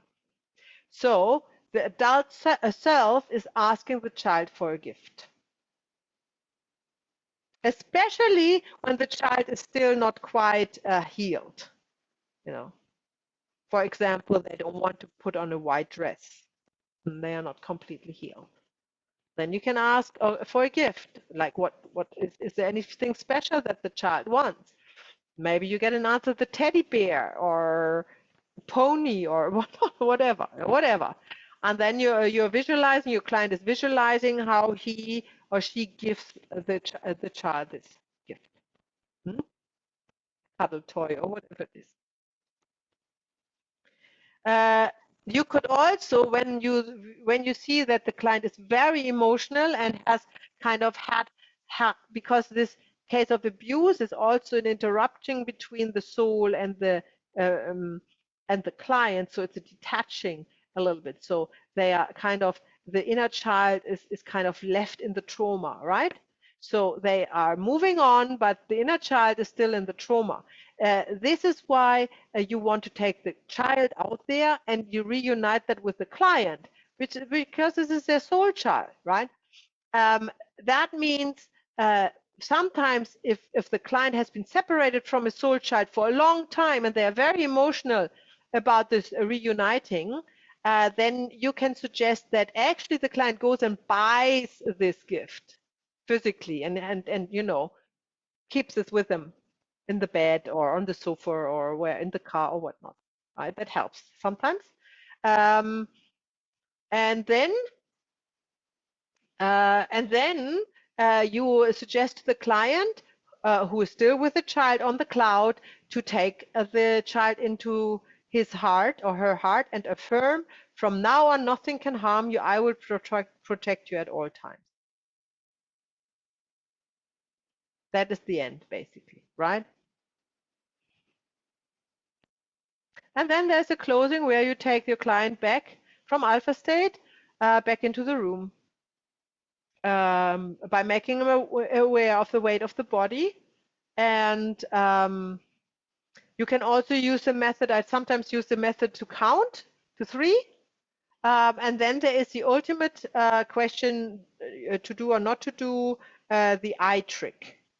The eye trick is that you say, when I count to 3, you are, you know, you are back and you are fully aware of where you are and you feel relaxed and everything else. You can remember everything and you can open your eyes when the problem is solved. Be aware when you say that, you must be ready that the client might not open the eyes. And then you have to go again. Yeah. So only ask them to do that when you have, you know, when you're not exhausted, when you are willing and you have the time to have a whole another go with the client. Otherwise, you are not suggesting to open the eyes only when the problem is solved. You are saying you open your eyes now, right? Because this session is over. It makes no sense to say you can only open your eyes when the problem is solved, and then they can't open the eyes, and then you are speechless because you have no time and no power to go in another regression with them anymore, right? Then you don't know what to do, right? So be really, really careful with this. Yeah, Rocio. Would you go back to the same situation, or it might be that it triggered Might be another a completely situation? different. Yeah. Different. Okay. Yeah. You have completely start anew, do the whole regression again, see where it leads you, right?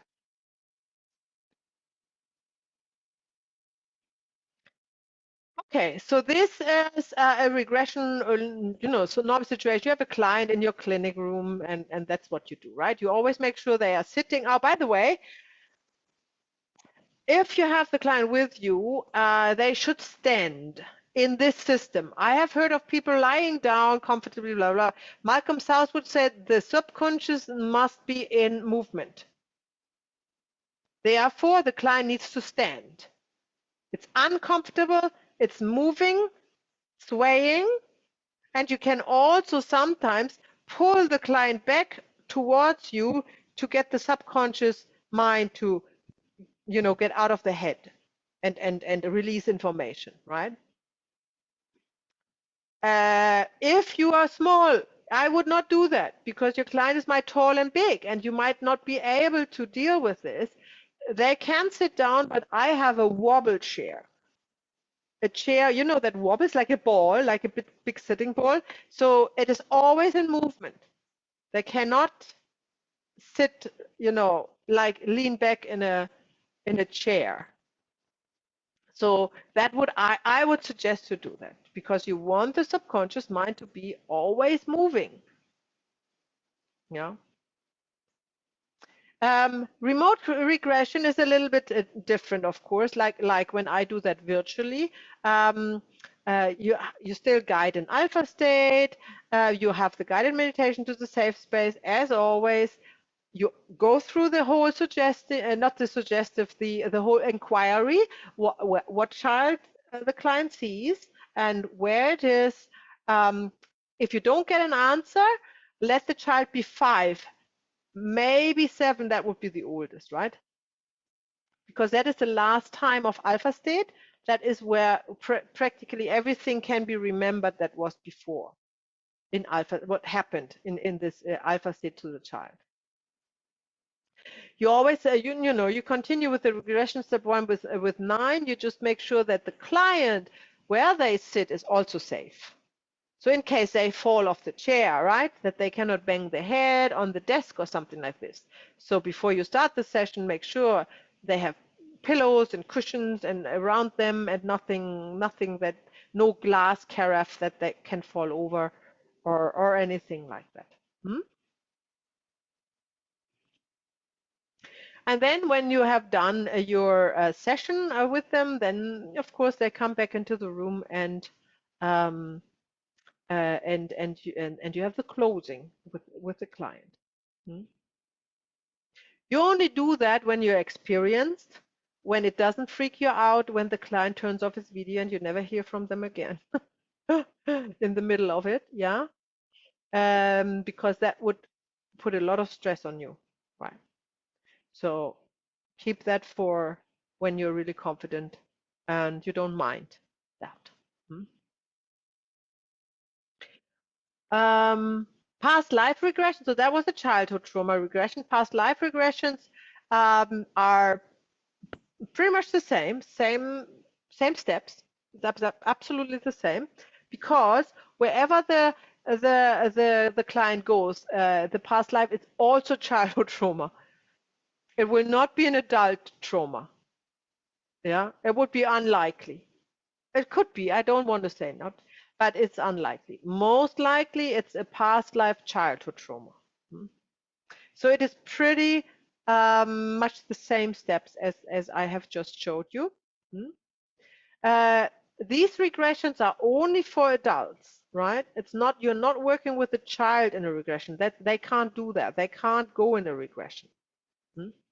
When we are talking about a child, it's always a child they see in their regression. It's a soul child. It's not actually the child that you're doing it with. When you have a mother, problems with the child, then you would perform a family constellation with the mother.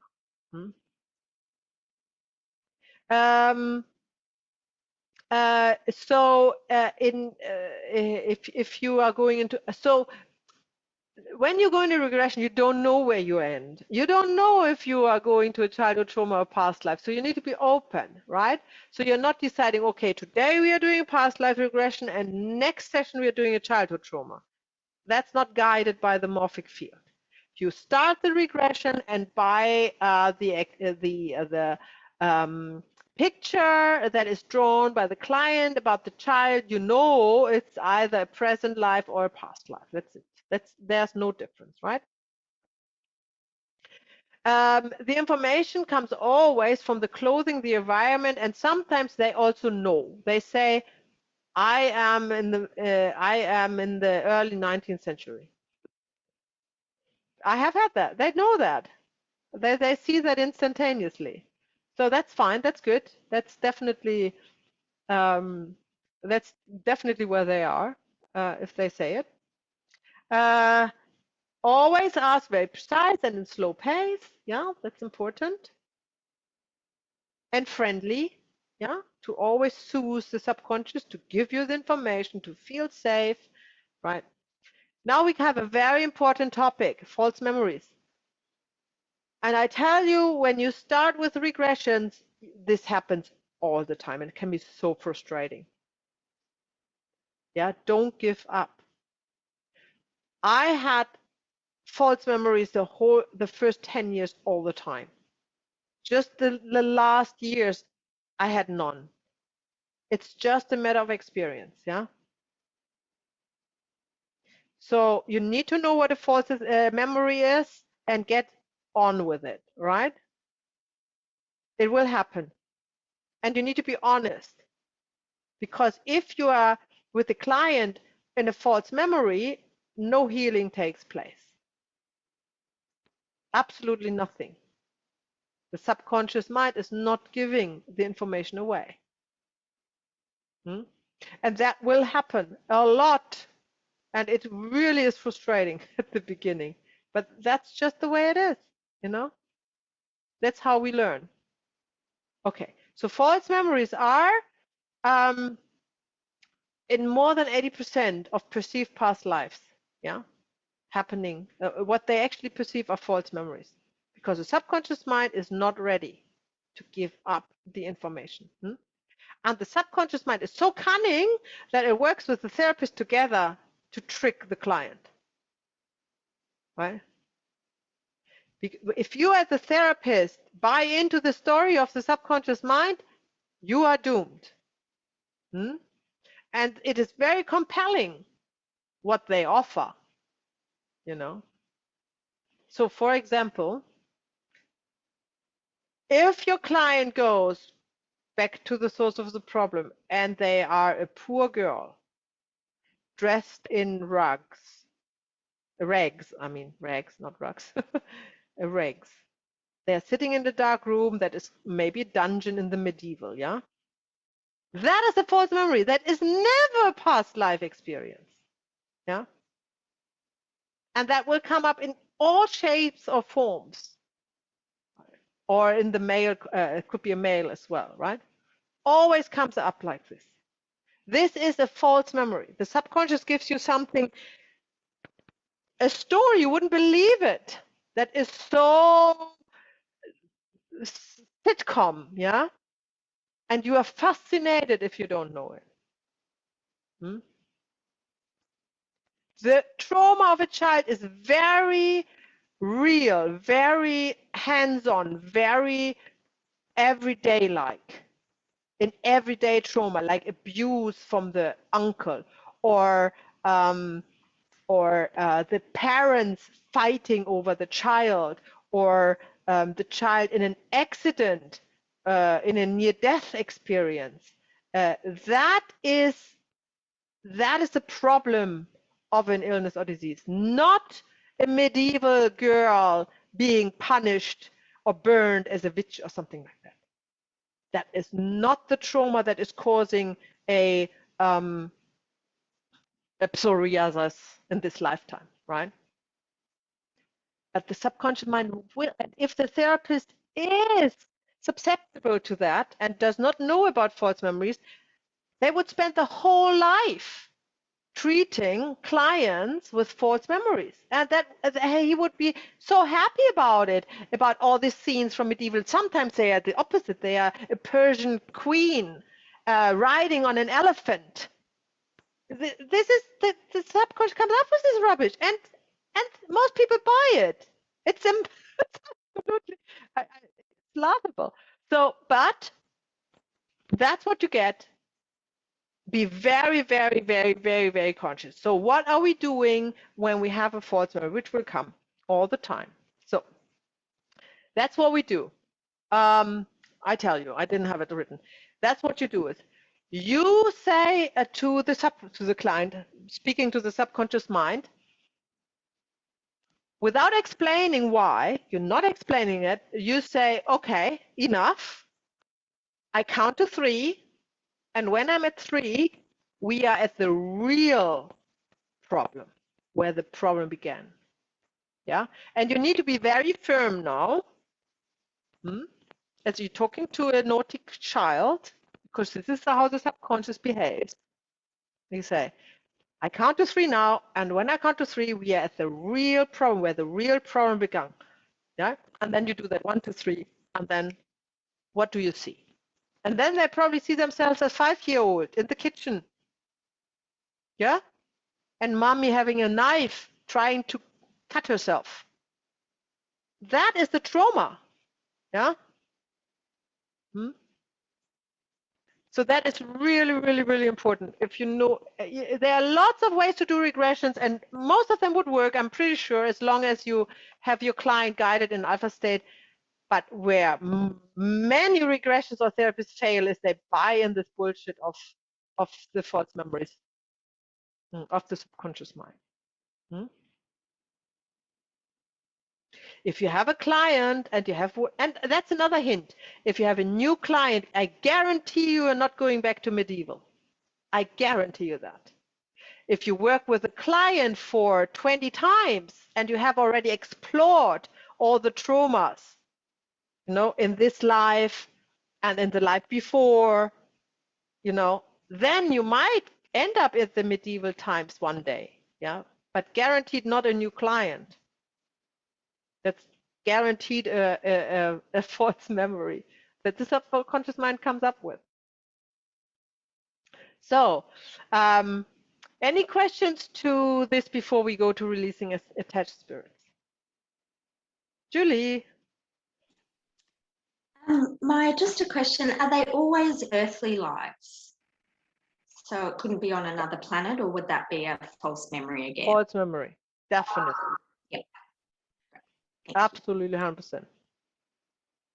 Because we're only incarnating here as humans. Any others? Cool. Okay. So releasing attached spirit is very similar to regressions, but not the same. So first of all, going in alpha state. Secondly, ask the client to go through the current problem or the pain. Or mostly they have a pain. That's, you know, mostly not a problem. It's a pain. And then you ask not too much where the client is, like child or anything like this. Now you say, whom do you see? And they can be adult. They don't need to be a child. That's not about the soul child in this case. So you say, who comes to your mind? Who do you see? If they're really connected with your pain, so you explore the pain with the pain. Does the pain has a color? Does the pain, you know, just make them really, really, really close to this pain. Explore it, and then you ask, who do you see? Then they see who is sitting there. They can tell you that. And then you ask if they see a color with the person. Now here you need to know the spiritual color chart. That's where you work with. So you have, when you work with attached spirit, your color chart with you. So when they tell you the color, you look at your chart and you find out what is the emotion. Okay. Why this is important, not to know which emotion this attached spirit had, but which color they go to, because there are a couple of colors which are actually not homes. And one of them is the most important one. So first of all, if the client starts to see gray, which like 99% of all clients see gray in this stage, that is just the fear, right? That's just fear. That's just the foggy fear to look at what is actually there. So you have to guide the client through this gray, whatever. So you ask, is this a water? Is it a cloud? What is the consistency? And then they say, let's say they say it's a slimy gray brownish slimy thing. Then you say, okay, can you swim through? Can you divert the slime with your hands? You know, you have to make them, you know, show them ways. And then he said, yes, I can do that. And then he said, okay, divert this and go through. And he said, oh, that's difficult to say. You can do it step by step. Just go through, divert it, go through. They have to go through, right? Because they can only see after they have shed the fear behind, they can only see then who's attached to them. Yeah. So gray is a color they have to go through. Black is also the color they always see at the beginning, because this is just because it is so unpleasant. Is slightly understated, but you know, this black comes up as a also something they have to go through. If they see white or foggy white, that's where the spirit hides, right? So they also have to go through that. Huh? And they might even find the spirit in the white, gray, not gray, it's a white, not a bright white light, it's a dull white, milky white thing color. That's where the spirits hide. So they have to find them in there, so to speak. And then when you have enabled the client to actually come to the other side of it and actually see who the spirit is, they might know it or might know it, not know them by name or by face, but they know it's a man, it's a woman, it's, they can see that. Then you are performing the release of the spirit. And then you need to know which color they go to. When the client cannot see the color of the spirit, you need to ask for the emotion, and then you have to suggest the color. This is why you need the chart. For example, some clients, they say, the spirit has an orange halo or something. That's great. So you say, okay, there's a picture in an orange cloud, and see how he or she goes in there. But if the client says, I don't see a color, then you have to say, look at him. Is he or she angry? I said, no, I don't think so. Are they hiding something? And they say, yeah, I think they hide something. And then that's all, it's deception, orange. Then you say, okay, see an orange cloud there, and see how the spirit moves into that. So this is why the colors are important. This is how we work. If they see this is the problem with the white light suggestions, which I have heard of, has been used.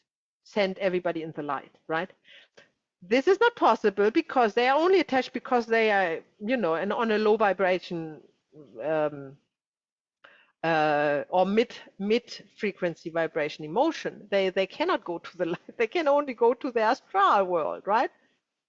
Okay, so then in this case, they would not go to the light because there's no way to the light. They would hide because they have been suggested a white light, and then they see the spirit going there, and then they think, oh, they're in the light, but in truth they are in a milky white, which is actually where they hide. So they are not gone at all, right? So this is why the color cannot be white. The color can be black. The color can be gray, brown, everything, but not white. So how do we send that off? It is a conversation with the spirit, really. That's how you send them off. You, and now I mean you as the therapist, right? You as the coach. You say to the spirit, this is not your home. They have to wake up. You have to tell you are dead. You cannot stay here. This is not your life. This is not your body. You have to talk to them as this very stupid young child who needs to learn everything. But gentle, of course. And then you say, and then the spirit, they will kind of, like the client will tell you, sometimes you see them. I mean, I have these conversations with the spirits in this case. They answer and they say, no, I can't, and I won't, and I won't. And then you say, this, you have to. You have no choice. You have no free will. This is against the spiritual law. You cannot stay. I have never, ever had a case where the spirit has not bowed to that. They cannot stay, right? Yet they just need to know. And then they are desperate, of course. Now you need to provide them a direction, and that is the color. And it also helps for spirits who have a really hard time to detach to ask them whom they miss the most, whom they love the most, who's already dead. And they would probably say, my wife or my mother or something like that. Then you would say, look, they are there in your color. They're waiting for you.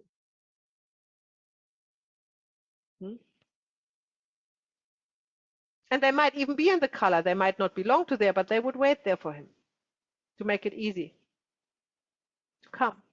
And then with this guidance, then the spirit will start to move towards there. Now the client needs to observe that. It's very important that they are consciously aware of this process.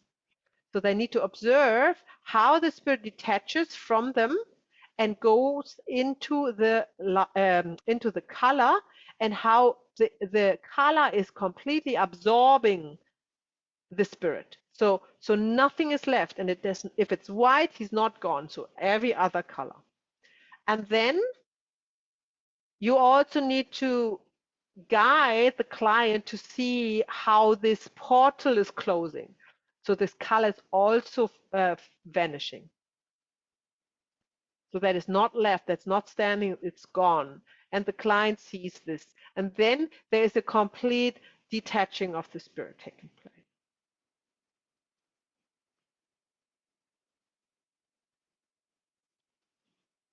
Now, there will be obviously some empty space in the client because the spirit has taken over some parts of the body somehow, or the subtle bodies around them. So you work with the inner light of the client again to fill in the space.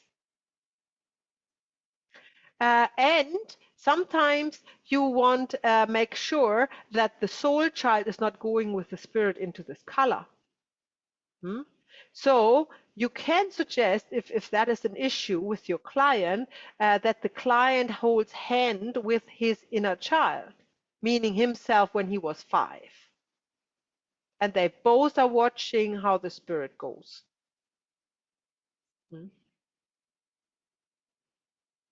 If that was a family attachment,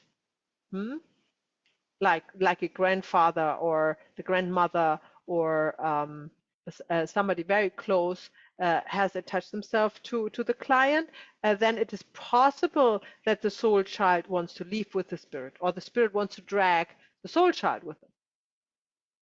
So just have in the back of your mind that the soul child needs to stay with the client. And then the client takes it, as always, as in the regression, the client takes the child into the heart, and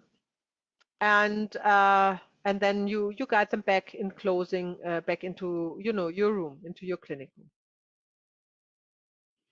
And that's that.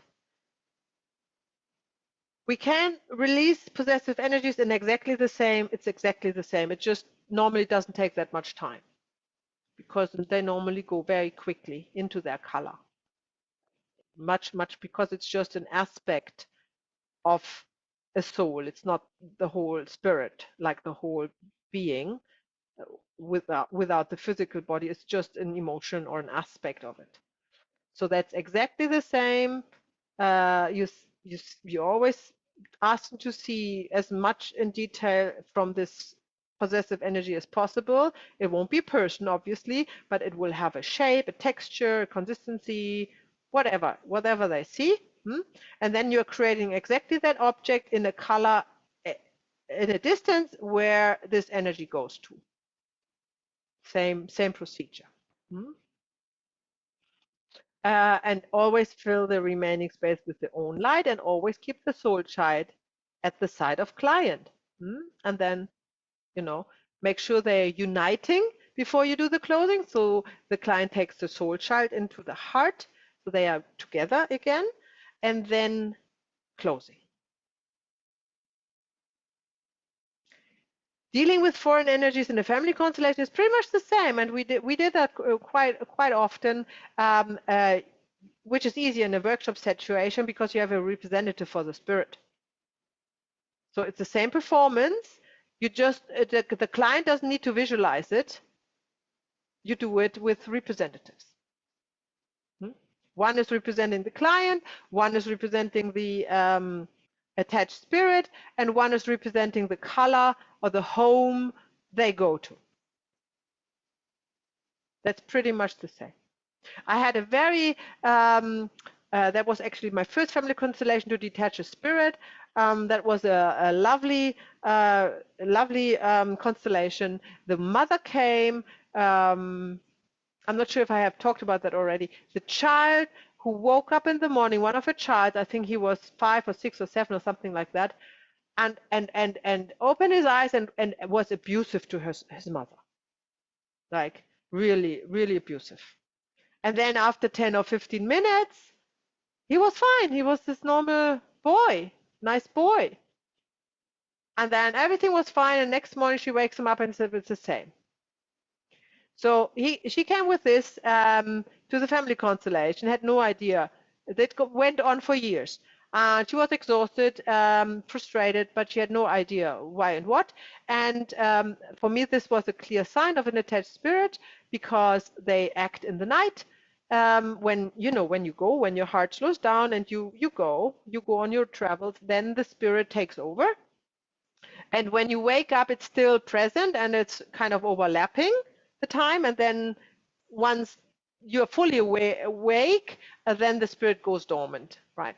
That's normally how it is. So in these cases, you can 99% you have an attached spirit.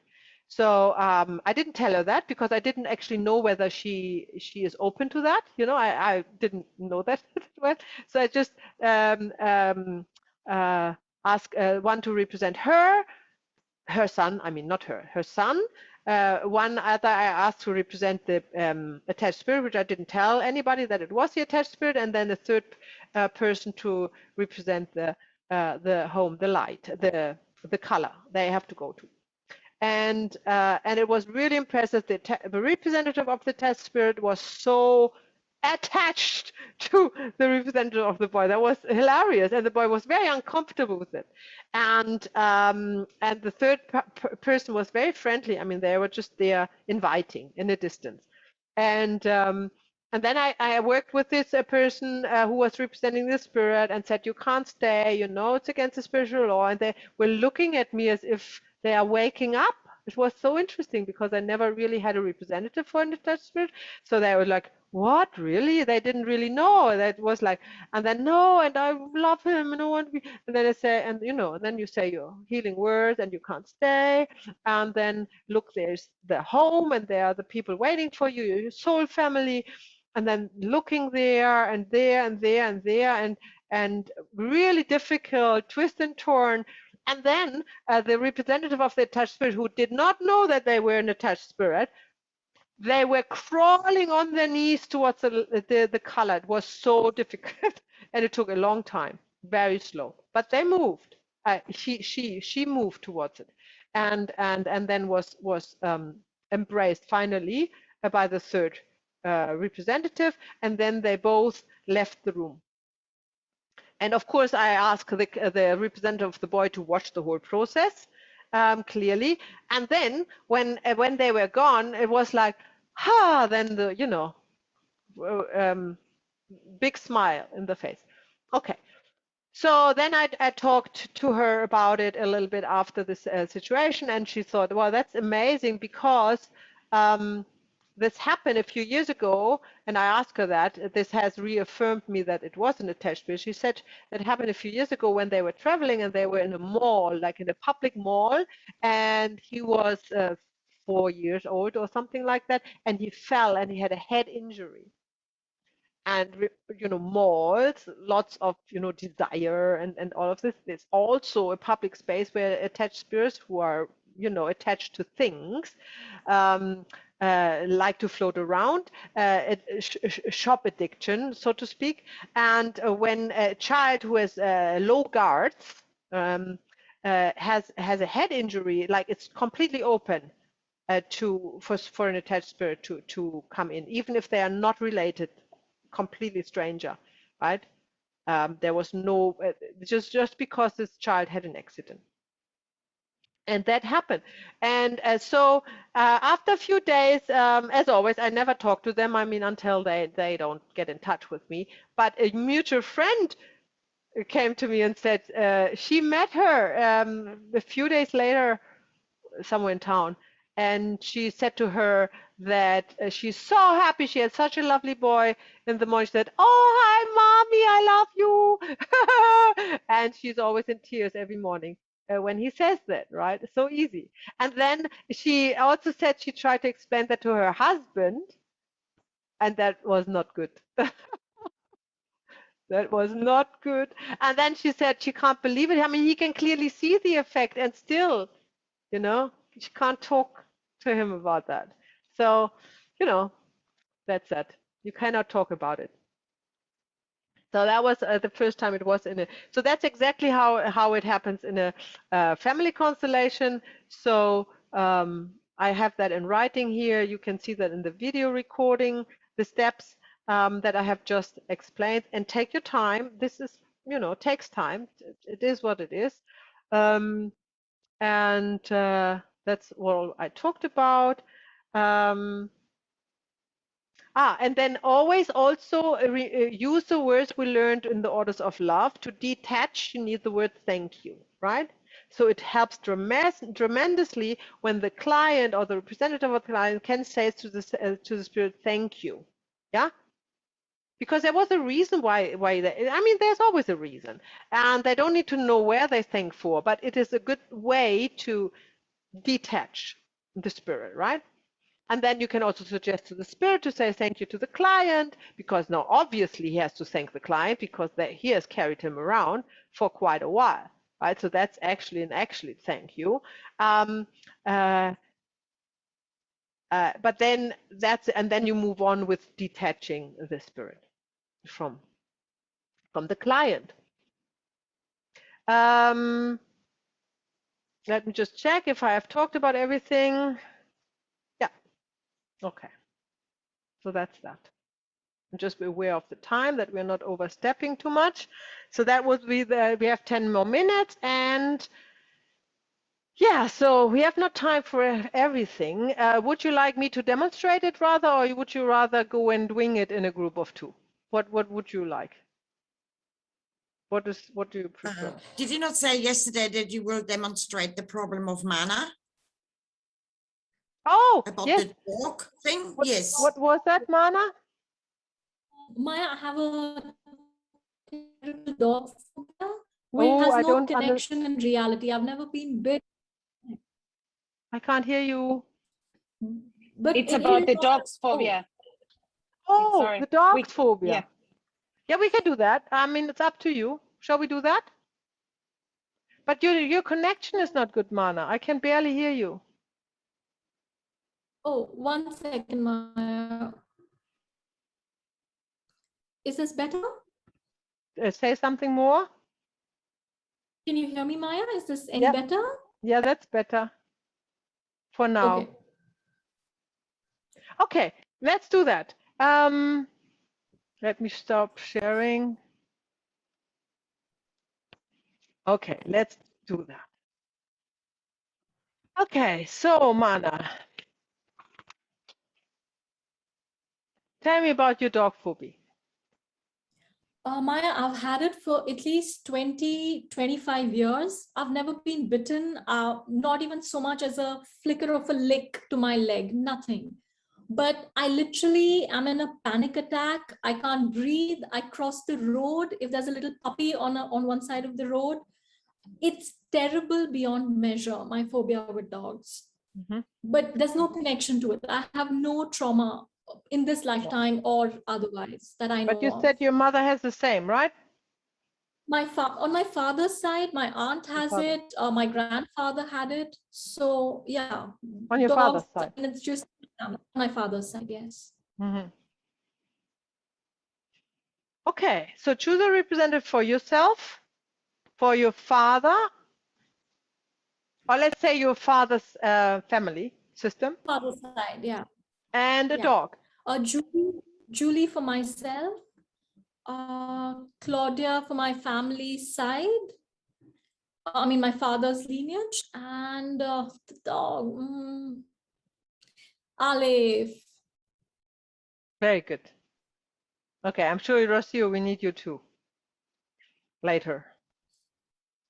Okay, please take a deep breath and connect with Mana's family system and morphic field.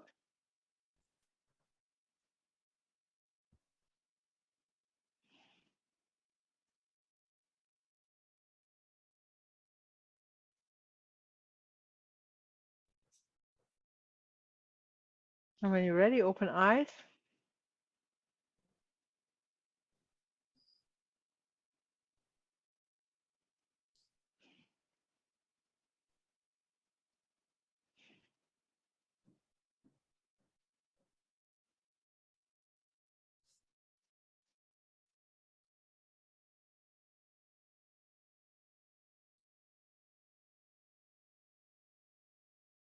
And unmute. Claudia. I want to go, I want to fade away. From It's what? like every time I look at the dog, it's like, Okay. Mm-hmm. And Julie? I actually can't look at Rocio. I don't know why I just can't look at her. Mm-hmm. And what is when And you look at father's lineage? no, I'm okay, but he feels really small to me. Small. Mm-hmm. Small, And when you yeah, small. small, right? Small. And when you look at Mhm. dog, what do you see? Yeah, I kind of want to move away from dog, Mm-hmm. but I'm kind of curious too. I can about see a dog. smile there. Yeah. Mm-hmm. Okay. And dog, what about you? Well, I feel, I guess, like a dog. I'm very happy and friendly. And Yeah, that's how you look. That's so beautiful. yes, Love it's it. very funny. And actually, I look at father's lineage, and I feel like playing with them. I just want to play, really. Mm-hmm. Yeah.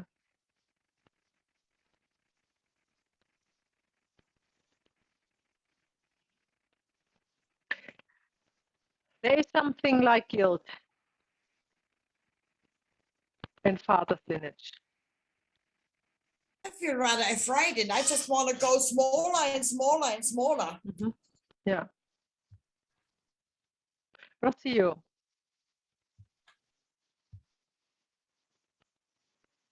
I'm not saying who you are, but you are part of it.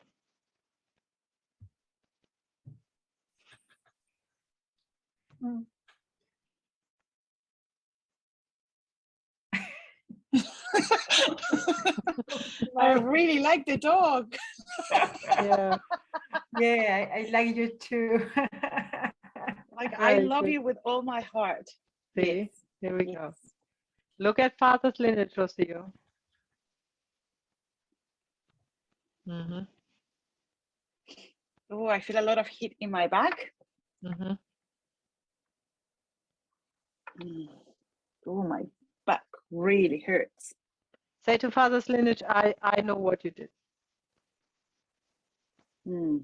Yes, I know what you did.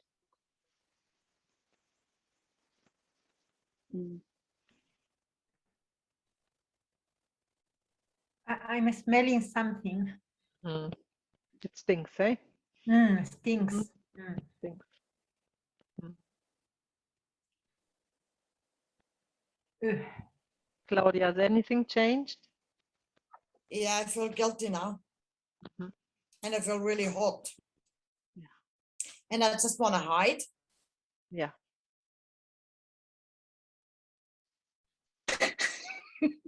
I love the dog.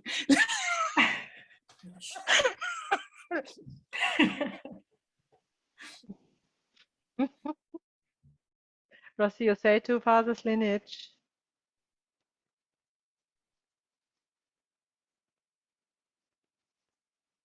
No, say nothing. Just look at him.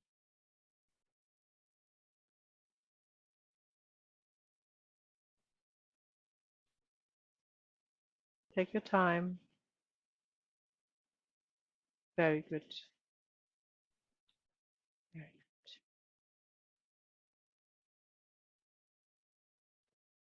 I don't like you looking at me. good. Mhm.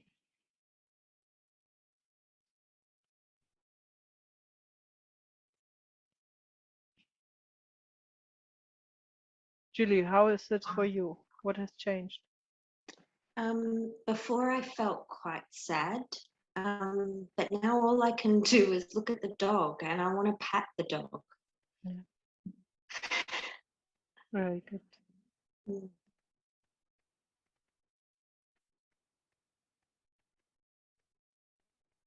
Very good. Rossi, go to. Can you go to father's lineage? Is there a movement?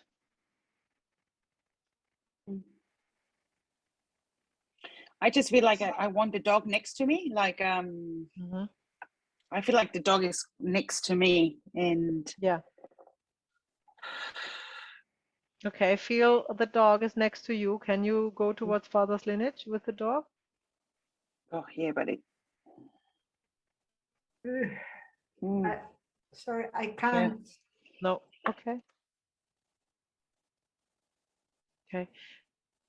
I can imagine making one step, and it's like. Yeah. Okay. Stay to father's lineage.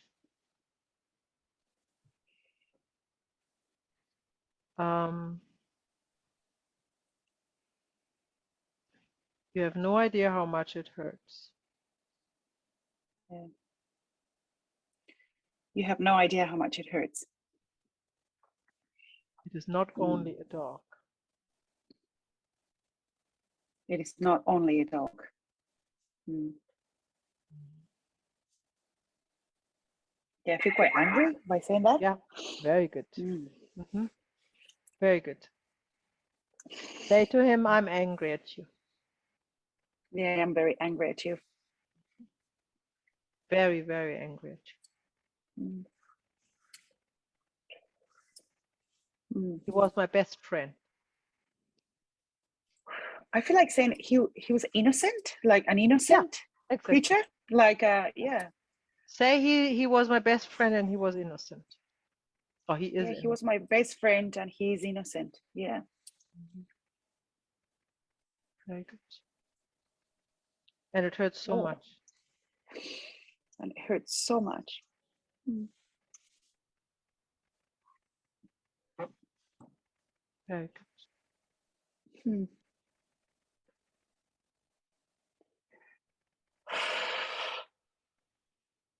Hmm.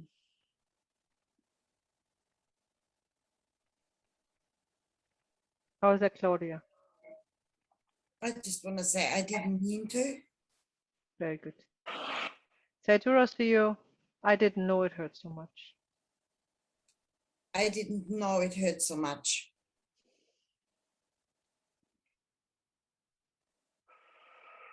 But now I see it's not only a dog. But now I see it's not only your dog. Mhm.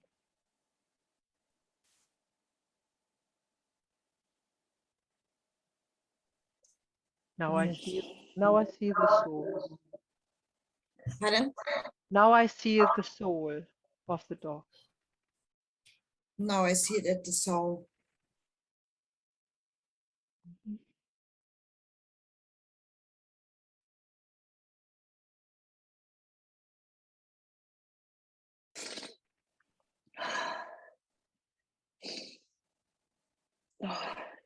And I feel ashamed.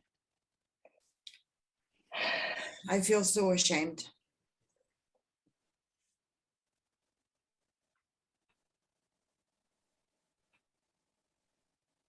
Mm. I just feel like I want to hug. Like I want to hug father's lineage. Like Yeah. just, Good. Have you a pillow? Go Hang and on, hug. need to grab a pillow. Yeah. And you, Alexandra, do you have a pillow too, or do you not want to hug? Yes, I have a pillow. Okay. See how that goes. Deep breathing. Very good.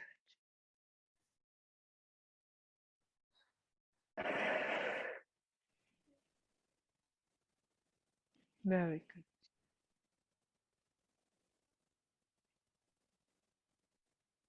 Very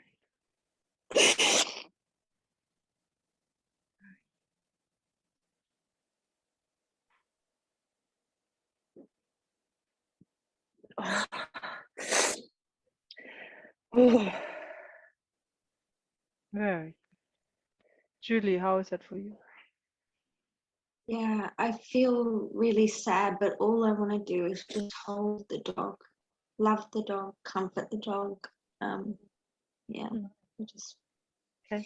Say to the dog, Julie, say to the dog, yes, yes, I love you. I love you. I want to take care of you. I want to take care of you. How is that for you, dog? Oh, I really feel this big love, and I love her back. Wonderful. Then say, yes, I'm ready to her, Yes, I'm ready whenever you are. whenever you are. Mhm.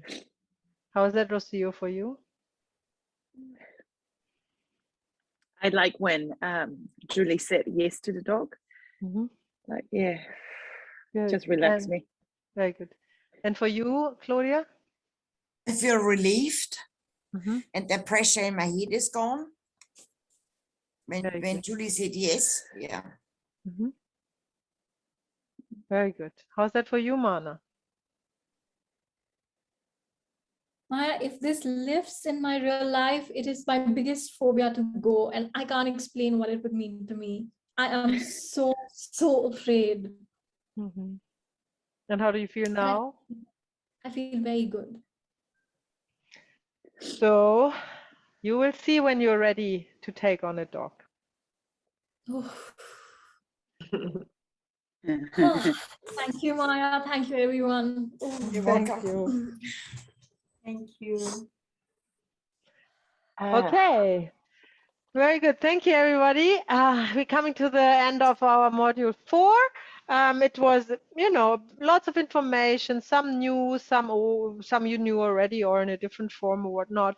I just want to recap all the information you get today is very, very helpful for understanding, having a concept of how life works in general, and gives you direction for your own personal growth, where to look for, and helps you tremendously in the work with clients, but only if you have applied it in your own life.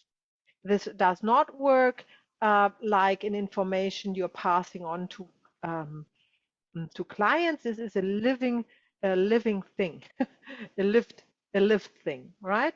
So see how you live with it in your lives, where where this is true for you, where not, what exercises you can make to experience that for yourself, and go and ask friends to model for you, for regressions and this, and